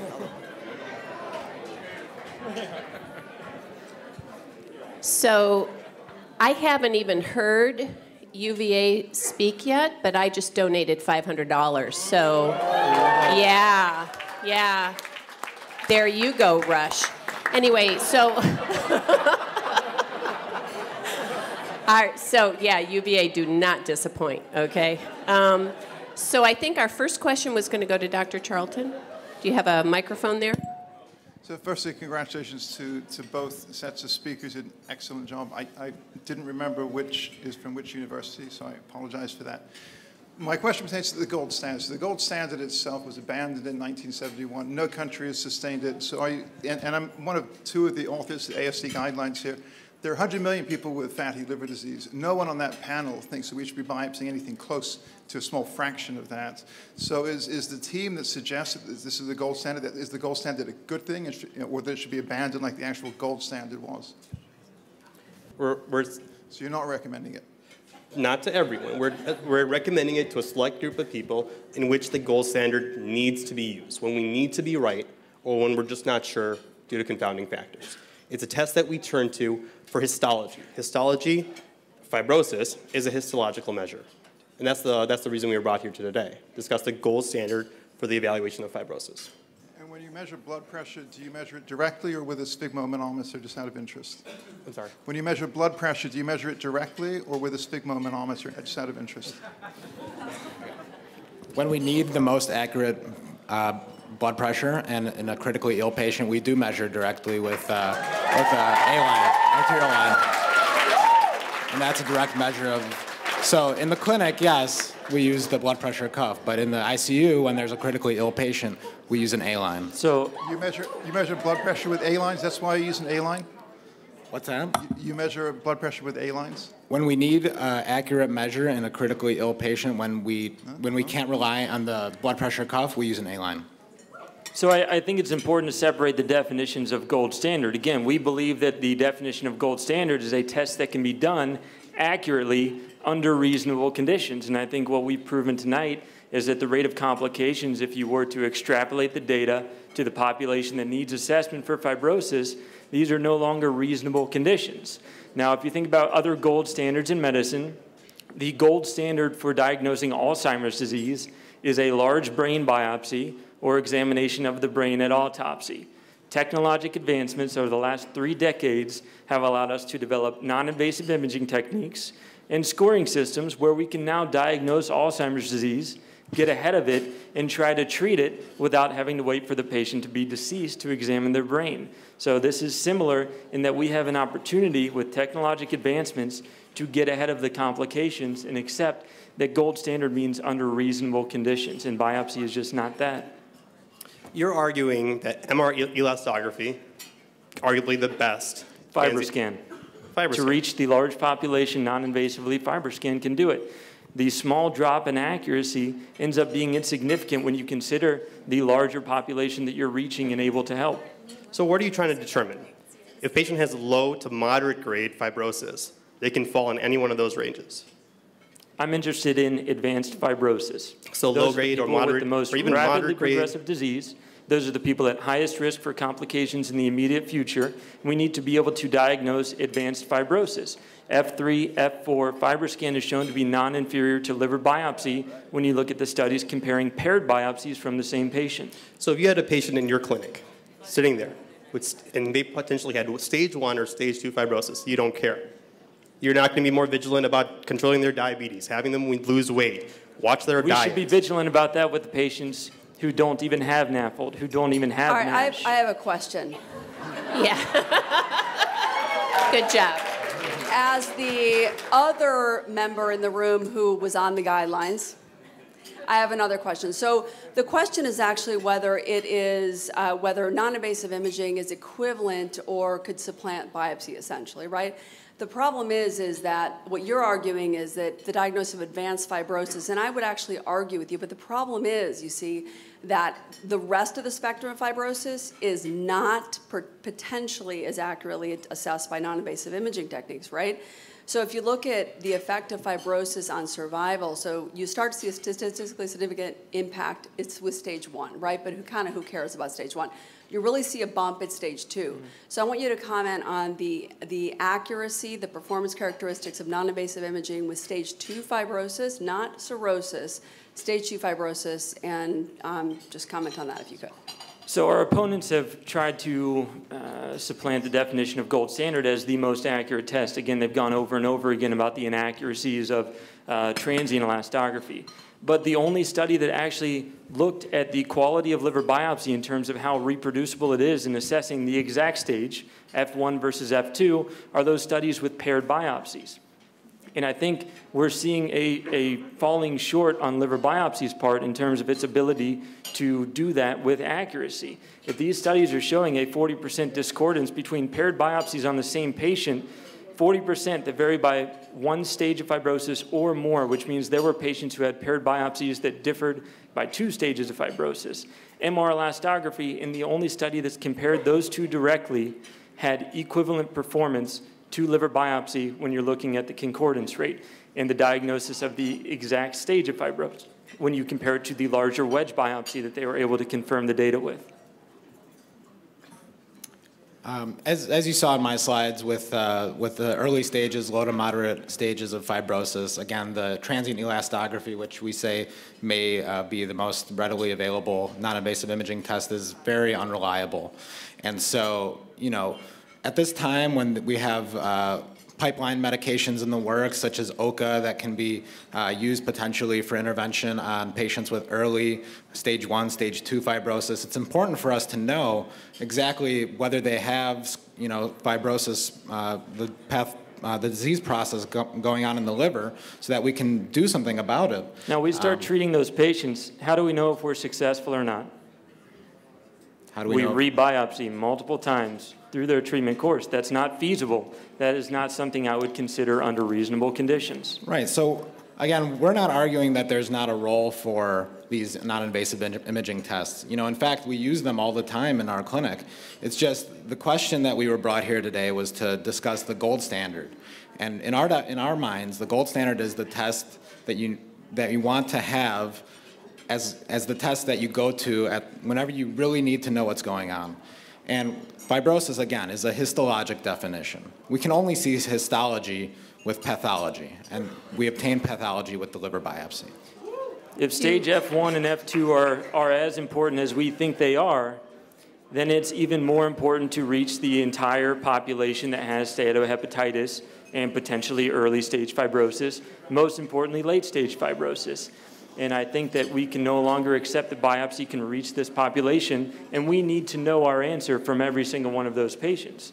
We aren't able to stratify them to higher stages of fibrosis to say, these are the people who really need the good test, let's do a biopsy on them.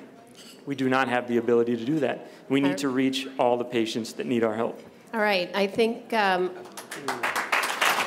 we're finished with that debate. I just want to thank all the debaters. You guys did an amazing job. I'm very proud of all of you.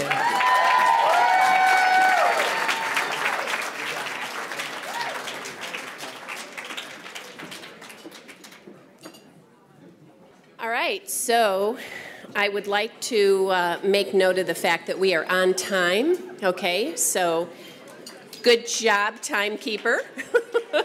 Yay. All right.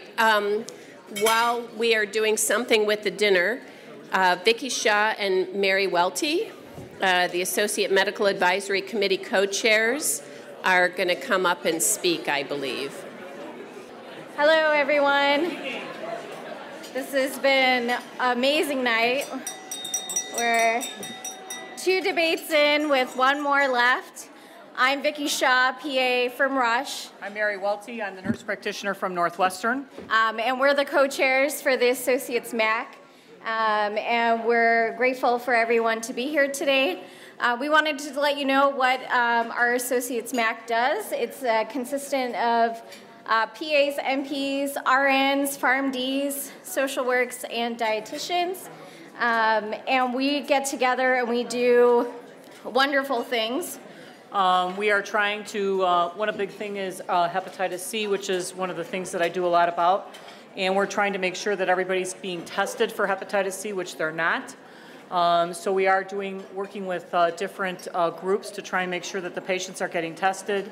When we've done some of the local health fair type tests, we've actually gone out and actually done a lot of the hepatitis C testing. We're going to try and do some more of this every single year, trying to get most of the patients to be tested since they're not being tested appropriately.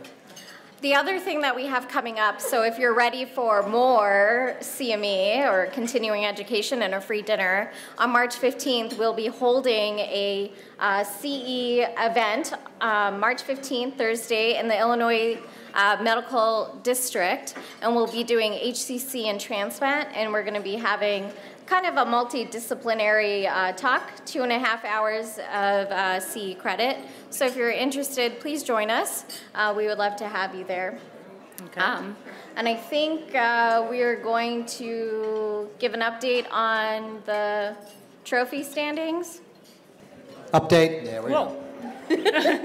Update on the trophy standings. It's still Rush in first place by a lot. So I think this trophy's moving over.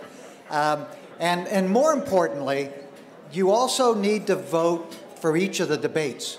So on Twitter, vote for the winner of each debate. The first debate, the scoring is actually very, very close. There's 33 people have voted. The scoring is very, very close on the first debate. We don't have enough in on the second debate.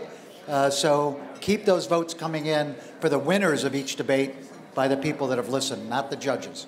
Thank you. Thank you.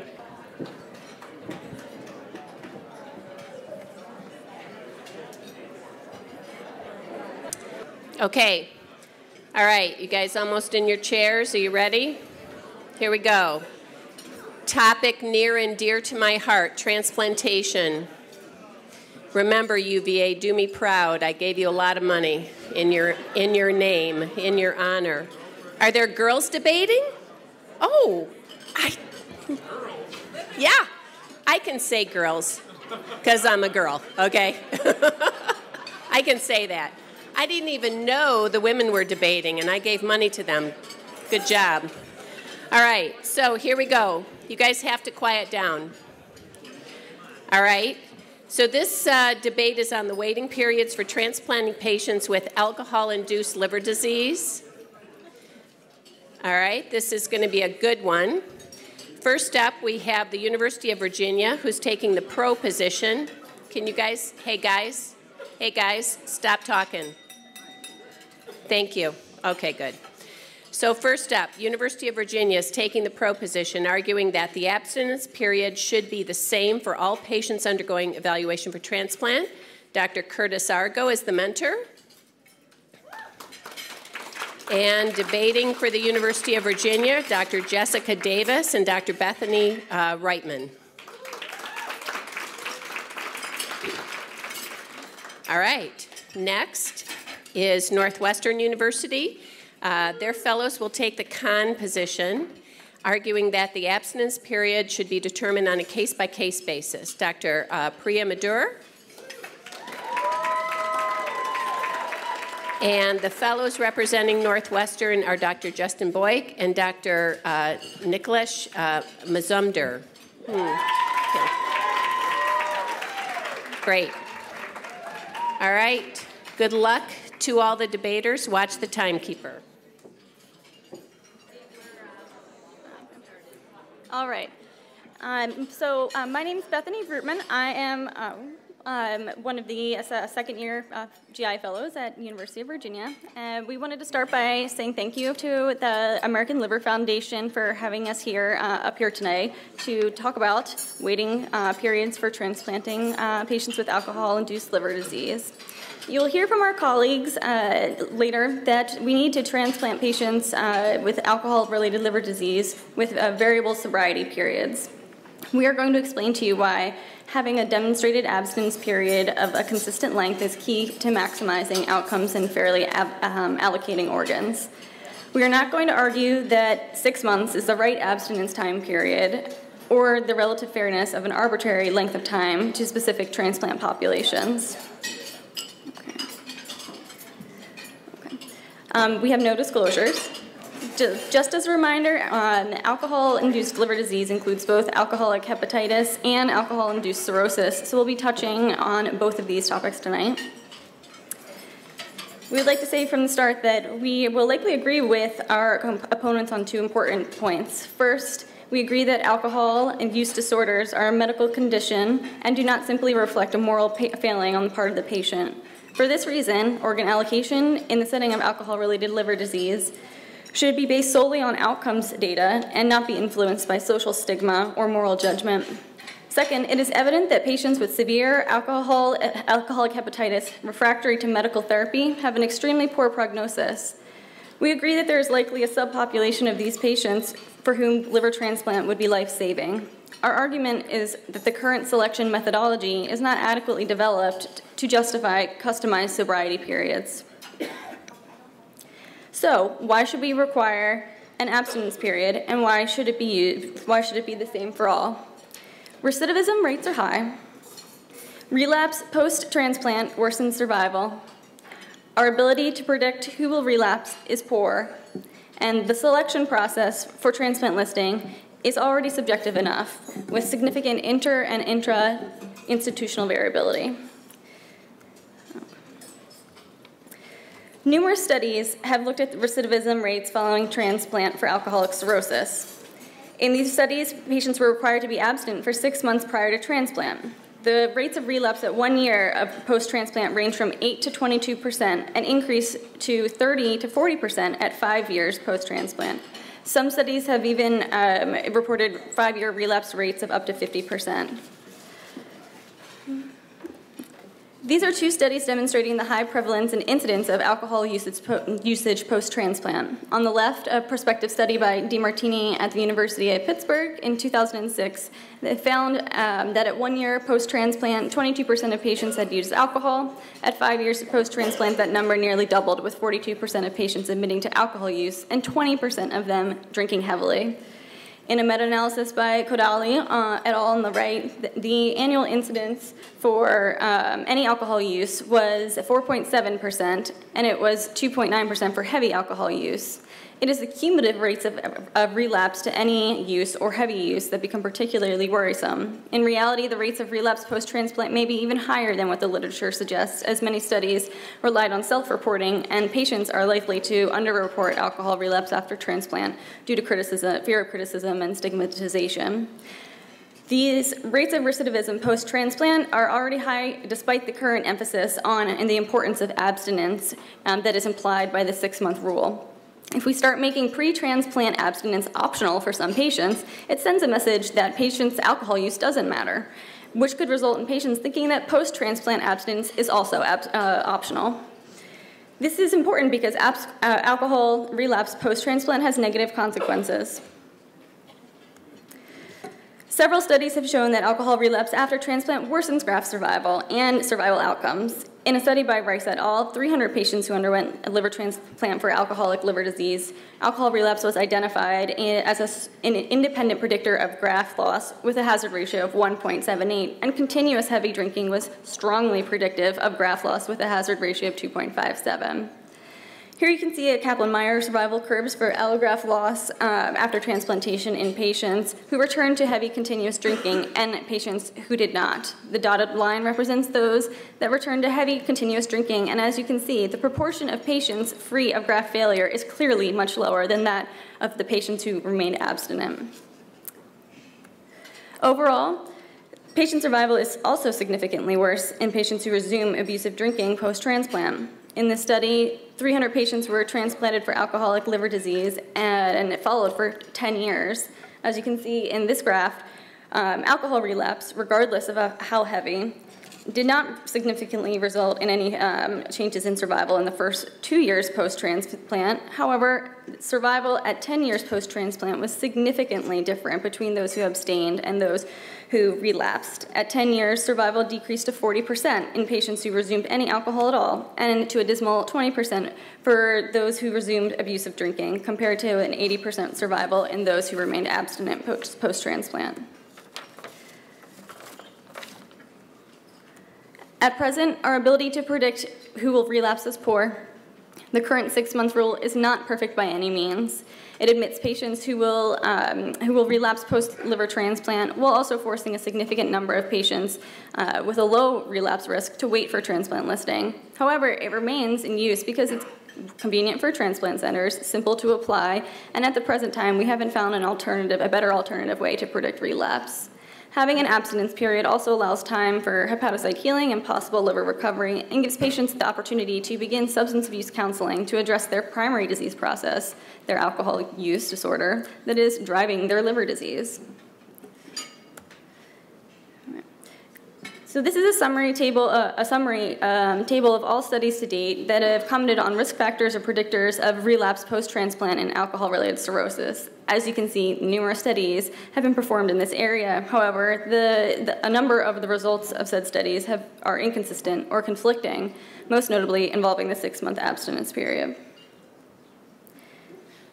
The risk factors for relapse that have been identified to date are not consistent amongst different studies, which argues that they are not generalizable enough to be reliably or justly utilized for transplant candidate selection.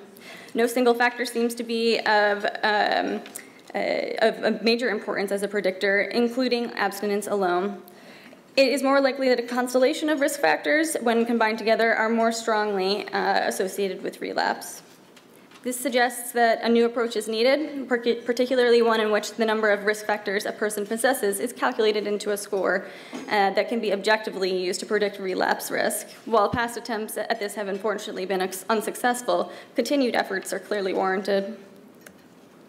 I will now quickly show some data from the early transplantation for alcoholic hepatitis studies in regards to post-transplant relapse rates and effects on outcomes.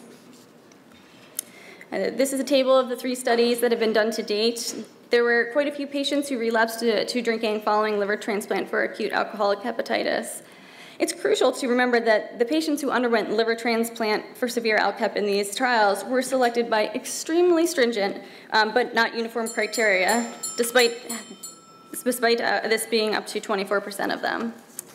And our last point I'll get to is the transplant selection process is subjective, and by making it more subjective, and by taking out the standardized transplant or abstinence periods, that will make the process even more subject to biases.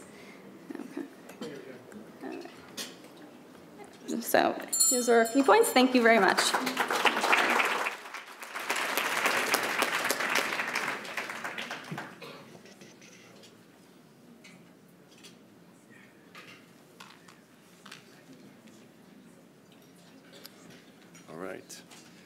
Thank you for the invitation tonight. Thank you to the members of the ALF and to the judges, and for our colleagues coming in from Virginia as well. Before I get started, I'd like to touch on one term, and that's the term recidivism. Actually, it was recently quoted in a Journal of Hepatology Review by Maddie Kalbilian that recidivism is actually a pejorative term that's used to criminalize, or used in the criminal literature, actually. And it suggests that that people return to criminal activity. So I'm going to abstain from using the term recidivism only because of that main issue there. So real quick, what are we actually really arguing? We're not saying that every single patient who has alcoholic liver disease should be transplanted. We all know that's not true. They're all not great candidates. However, there are some patients who are actually going to be excellent candidates, and those are the ones that deserve a chance, and those are the ones that we're going to advocate for today. And these are the patients that are marginalized by arbitrary abstinence periods, unfortunately. So a lot goes into a liver transplant in order to select who the right candidate is, right? We want to predict those who have the highest rate or the highest risk for mortality, who are going to benefit the most from receiving a liver. We obviously want to limit the injury to the graft, whether it's from alcohol, recurrent fatty liver, or hepatitis C as well. And of course, we want to choose the best candidates to have the best outcomes. So we know that patients who are transplanted with alcoholic liver disease have great outcomes. They have great graft survival, as shown as 1 year's graft survival, as well as they have great patient survival as well, close to 90% at 1 year. It's better than a lot of other etiologies for liver transplantation. And it's been proven time and time again since studies from the 80s through the 90s too that survival rates are outstanding. We actually do a really good job at transplanting patients with alcoholic liver disease. So the substrate of an alcoholic doesn't necessarily confer poor outcome when it comes to liver transplant. And as today we're talking about chronic alcoholic liver disease as well as acute alcoholic hepatitis, we have good metrics that actually allow us to predict who's going to have poor mortality when it comes to identifying those who actually need a transplant the most. Patients with chronic alcoholic liver disease, we can predict fairly accurately about 6 months, about 50% who will survive. And those are patients who are Child's Class C cirrhotics who present for the first time to the hospital with a decompensating event. Now, alcoholic hepatitis, that's a much more severe disease. And we know that at 6 months, 75% of those patients will be dead. This is quite a terrible time frame, and the 6-month policy, while it has been the arbitrary policy, has really been marginalizing these patients for the most. And we've all probably seen these patients when we've taken care of them. We say, oh gosh, this is your first time presenting to the healthcare system. You've never been told you have a problem with alcohol use, but you're so sick, but we just can't transplant you because we need you to define a period of abstinence. However, you really can't leave the hospital because you're too sick to do that. And these are the patients that we want to provide a chance to and that we are advocating for today. So I'll reference that when we transplant patients with severe acute alcoholic hepatitis, they do great. They have survival of close to 77% at 1 year. And this is done, of course, in a multidisciplinary approach with the right pre-screening tools to select the correct patients, patients with good insight, good social support, who are otherwise healthy and presenting for the first time to the healthcare system. Now, these studies, as you guys mentioned, have been replicated in the United States, and they actually have outstanding outcomes, too, with outstanding survival as well. In a recent consortium of data that was presented at ATC and ASLD last year, looking at patients who are transplanted for severe acute alcoholic hepatitis, regardless of a pre-abstinence period, showed outstanding results, with survival close to 94% at 1 year.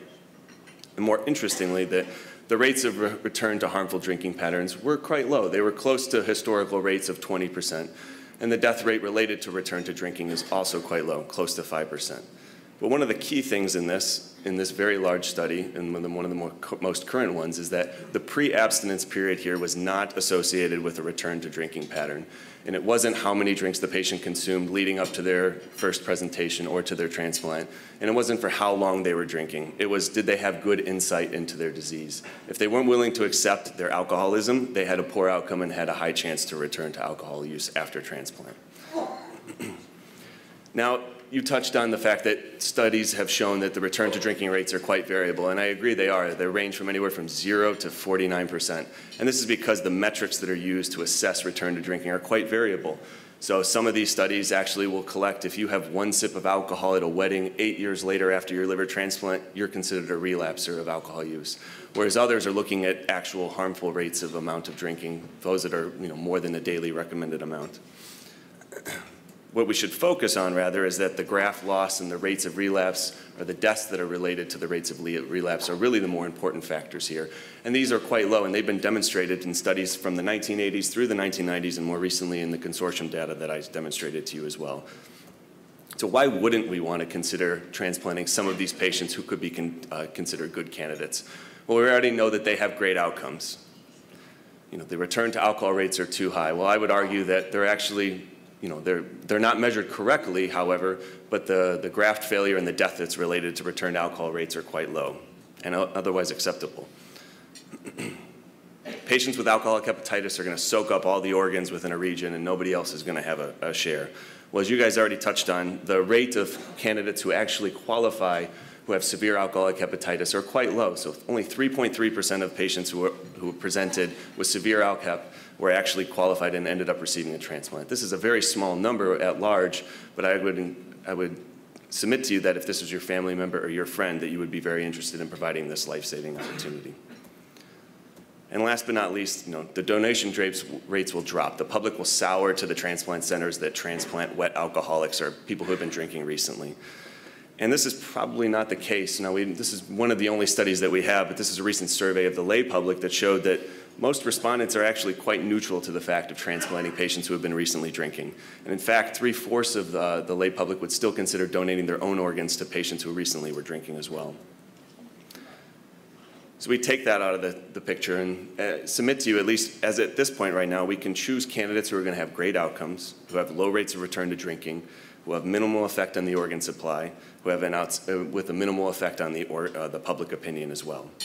And by the way, too, the AGA and the ASLD, they both recommend that patients who have a high 90-day mortality rate be referred to a liver transplantation center, despite their period of abstinence beforehand.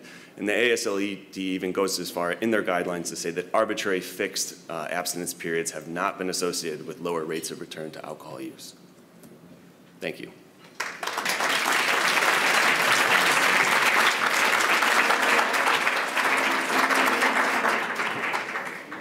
All right, well, thanks for having us. We had a good time putting this together, and we've had fun tonight. Bethany even gave $20 to the Great American Lakes Liver Foundation, so I thought that was nice. I don't think we'll be back here. So then, let me go ahead and get started. So there are a few points made by our colleagues that we would like to discuss. First, the argument was made that transplant outcomes are good in patients who undergo early transplantation for refractory severe alcoholic hepatitis. There are a few issues with this data. The cases are small, so the N right now of published cases is 81. The follow-up is short. The median follow-up in the 3 studies published to date is 2 years. This is important because the impact of alcohol relapse is on long-term outcomes, not shorter outcomes. And third, the biggest problem, which you guys actually touched on, is that the patients are super select. So in the Hopkins trial, 6% of patients evaluated were transplanted, and that doesn't even account for the fact that almost all their patients were referrals. The French trial and the Mount Sinai trials were similarly selective. We won't be able to generalize this data to bigger populations with a selection rate that low. The second point we wanted to address was that our colleagues said 6 months is arbitrary. We agree, it is arbitrary. The data is all over the place, as Bethany showed you. Luckily for us, we're not debating 6 months or not 6 months. We're debating whether or not the abstinence period should be the same. We think it's critical to maintain some objective criteria in any selection process that revolves around good social support to avoid introducing further bias into this process. Third, the argument was made that we can risk stratify patients with respect to relapse risk. Unfortunately, this is just not true. We showed you our table. The findings are all over the place for things that are concrete, like abstinence duration or family history of alcohol disease, let alone for subjective factors like lack of insight or social instability. Finally, our colleagues argued that relapse does not clearly worsen outcomes. They had a really nice big table. That was nice. It looks like it took a lot of work, but it only had outcomes to 4 years. So this is a problem because the studies that show bad outcomes are out to much longer, 10 years. And just kind of as you guys touched on as well, the older data that didn't clarify this relationship often grouped people who had any relapse at all into those who were drinkers of more continuous quantities of alcohol. So they inflated the survival of people who drank and made it look more like people who were abstinent. Newer studies, like the one Bethany showed, clearly showed dose-dependent increased graft loss and worse survival as you relapse to alcohol. In closing, we want to reiterate our biggest issue with custom abstinence periods, the threat they pose to equity, one of Optum's primary organ allocation principles. The data Bethany discussed showing variability in and among centers showed a high correlation between patients rejected for social reasons and socioeconomic status. Other studies have shown that African American patients are more likely to be rejected for psychosocial factors than their white counterparts. Authors in both of those studies recommended that selection committees use as many objective criteria as possible to avoid patient selection that's driven, consciously or not, by centers needing to pick patients that will reimburse them well. If we allow custom abstinence periods, the potential to worsen socioeconomic disparities among chosen candidates is frightening. Some of the early ALCAP trial data signals this. The French study, for example, excluded all patients with mental illness. The Hopkins trial had 82% of patients with private insurance. We'll have to tread very carefully to avoid systematically spreading this bias on a national scale. So we're left with these facts. We don't predict relapse well. Relapse rates are high, even among super select populations like those in the ALF trials. Relapse leads to worse graft outcomes and poor long-term survival, and non-standard abstinence periods increase subjectivity in candidate selection. With these points in mind, allowing custom abstinence periods is dangerous. We support maintaining standardized abstinence periods until we can better predict relapse and have more outcomes data. Thank you for your time.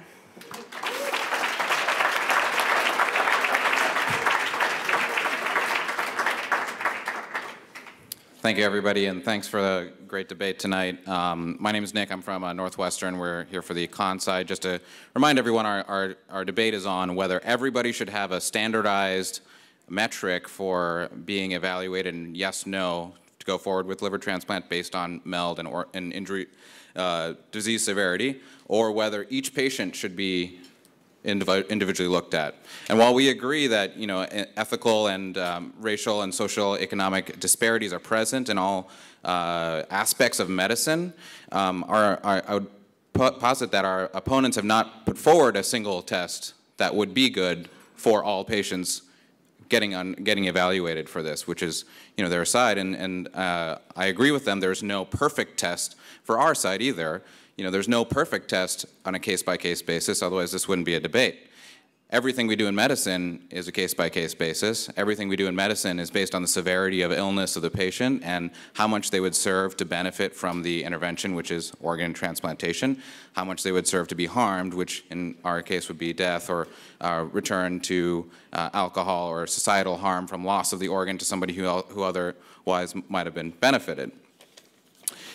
In our case, we support, the case-by-case, looking at every single patient, making sure, while we don't have perfect measures, what is our best estimate that these patients are the ones who are the sickest and who need it the most. We use, obviously, very standardized things in this day and age, MELD score, LIL score, response to treatment. We have various social and socioeconomic measures, the HRAR score used in several studies, as well as the HPSS score mentioned by our opponents, to stratify patients who we think have the best chance at really making it with this precious thing that we're giving them.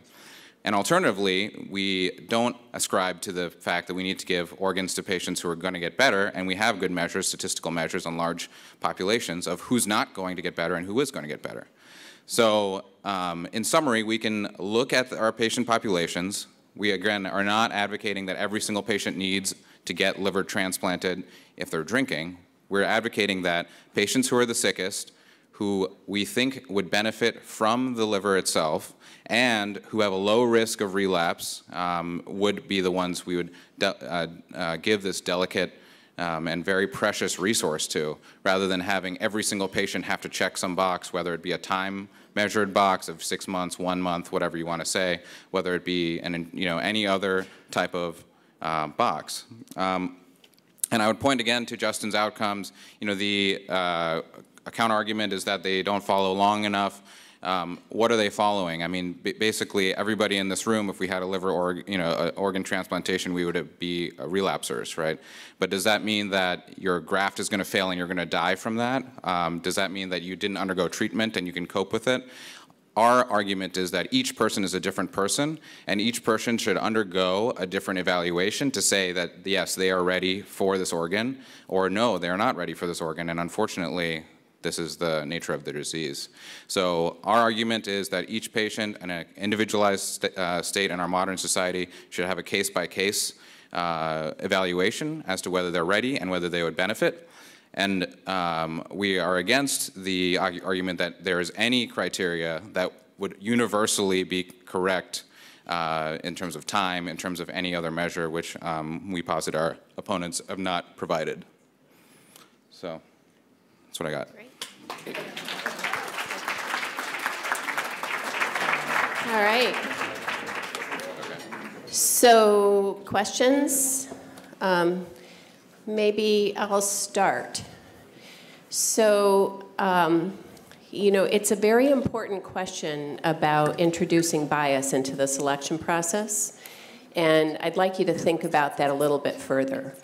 So we've all agreed that there really are no great objective criteria to determine who will and who won't relapse. Now, there's pretty good objective criteria about who will benefit. There's a big difference between transplant benefit, right?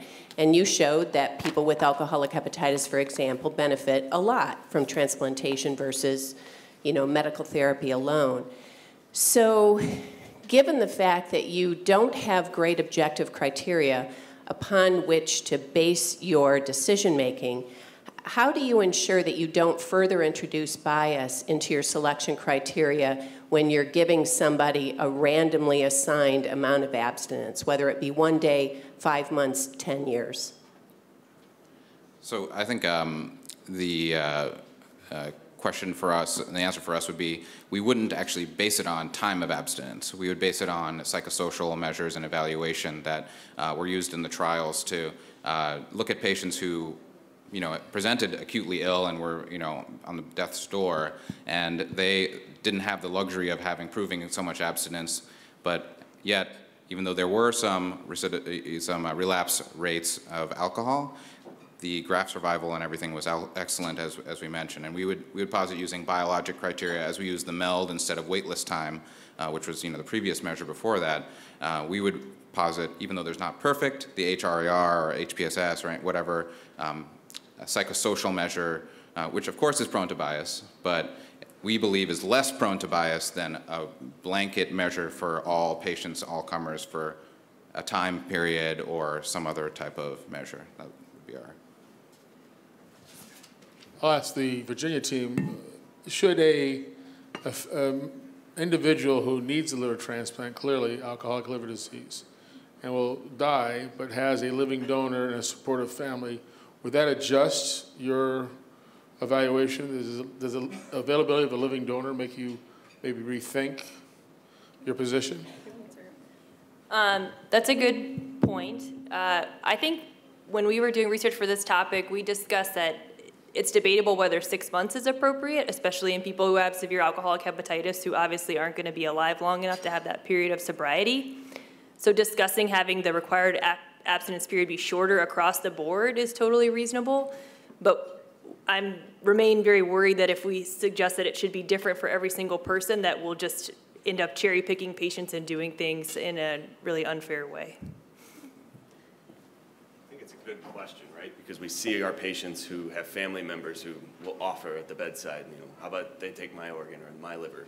What could that help them? And I think we have to still take in the stringent criteria that we would otherwise have, because we also have to protect the donor at the same time, just like we normally did with any other living donor as well. So I would agree it's a touchy subject, but we should at least have the same criteria that we do for organs that we would get off the UNOS database as well. And I would add that if you knew that the patient, based on a psychosocial measure, was liable to recur in their bad habits and have a bad outcome, then you would actually discourage the family member from undertaking the risk of risking themselves in a not trivial operation to give their organ to their loved one despite their best wishes. Any other questions from the audience? Okay. Well, I'd just like to thank all the debaters. You guys did a great job.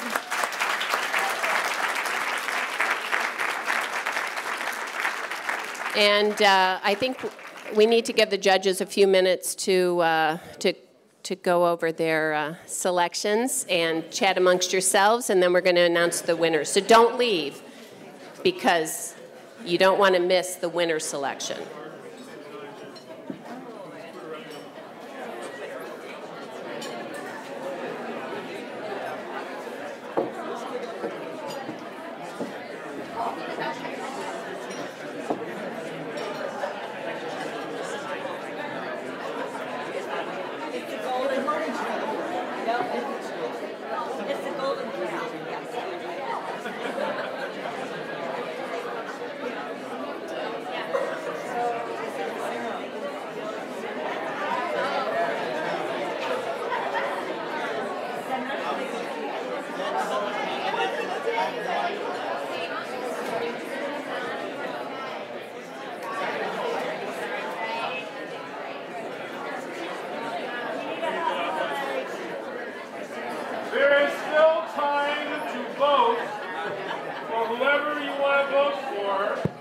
Oh, here we go.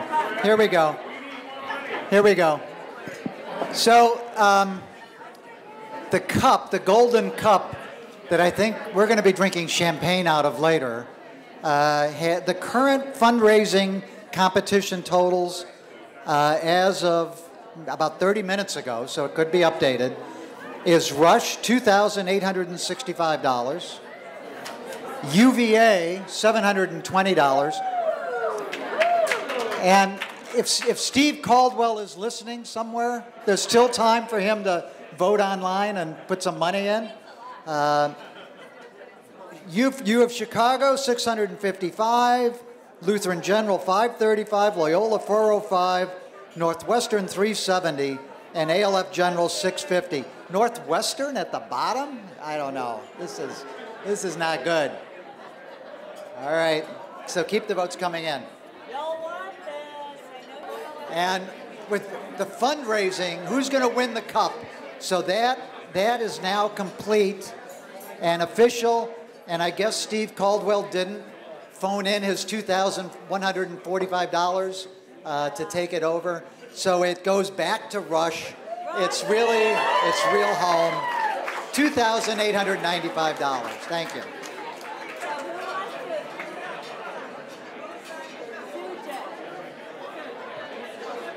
Suj, take the cup.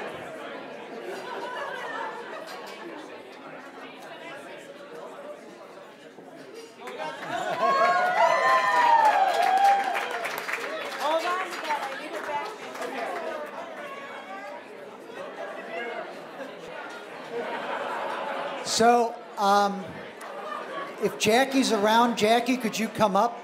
So we have results. We have 2 voting results. So everyone quiet down for a minute. These are the final results. So we have two voting results. One is sort of the popular vote. It's called the popular vote, which is the audience vote, which I will call the Hillary vote. And then, and then we have the judges vote, which is sort of the Electoral College vote. So for the first debate, the University of Chicago, Lutheran General, University of Chicago, 56-44 over Lutheran General. For the second debate, Rush versus Loyola, Rush 69%, Loyola 31%. And for the third debate, for the final debate, Virginia 58, Northwestern 42. Again, these are popular votes and don't count in the final tally. So, all right. Now for the Electoral College vote. I know. All right, so for the first debate, this is the judges' decisions here. The winner, University of Chicago.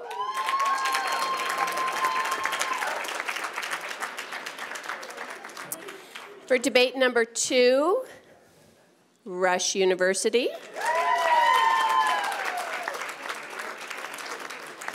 And for debate number 3, Northwestern.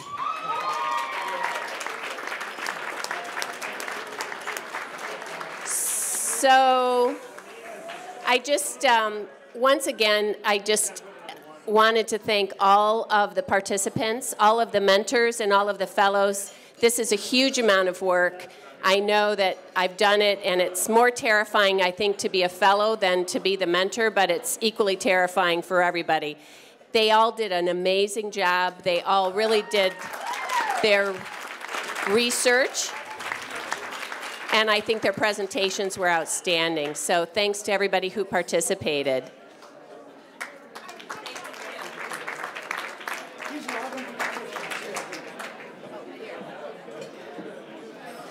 So Don is reminding me to point out that this is going to be immortalized in the ASLD Multimedia Journal Chronic Liver Disease Foundation. So if you can't remember who won and you want to revisit it all over again, each team will be invited to offer their pro and con debate, and it will be to an international office through international audience through CLD. So thank you. Yay.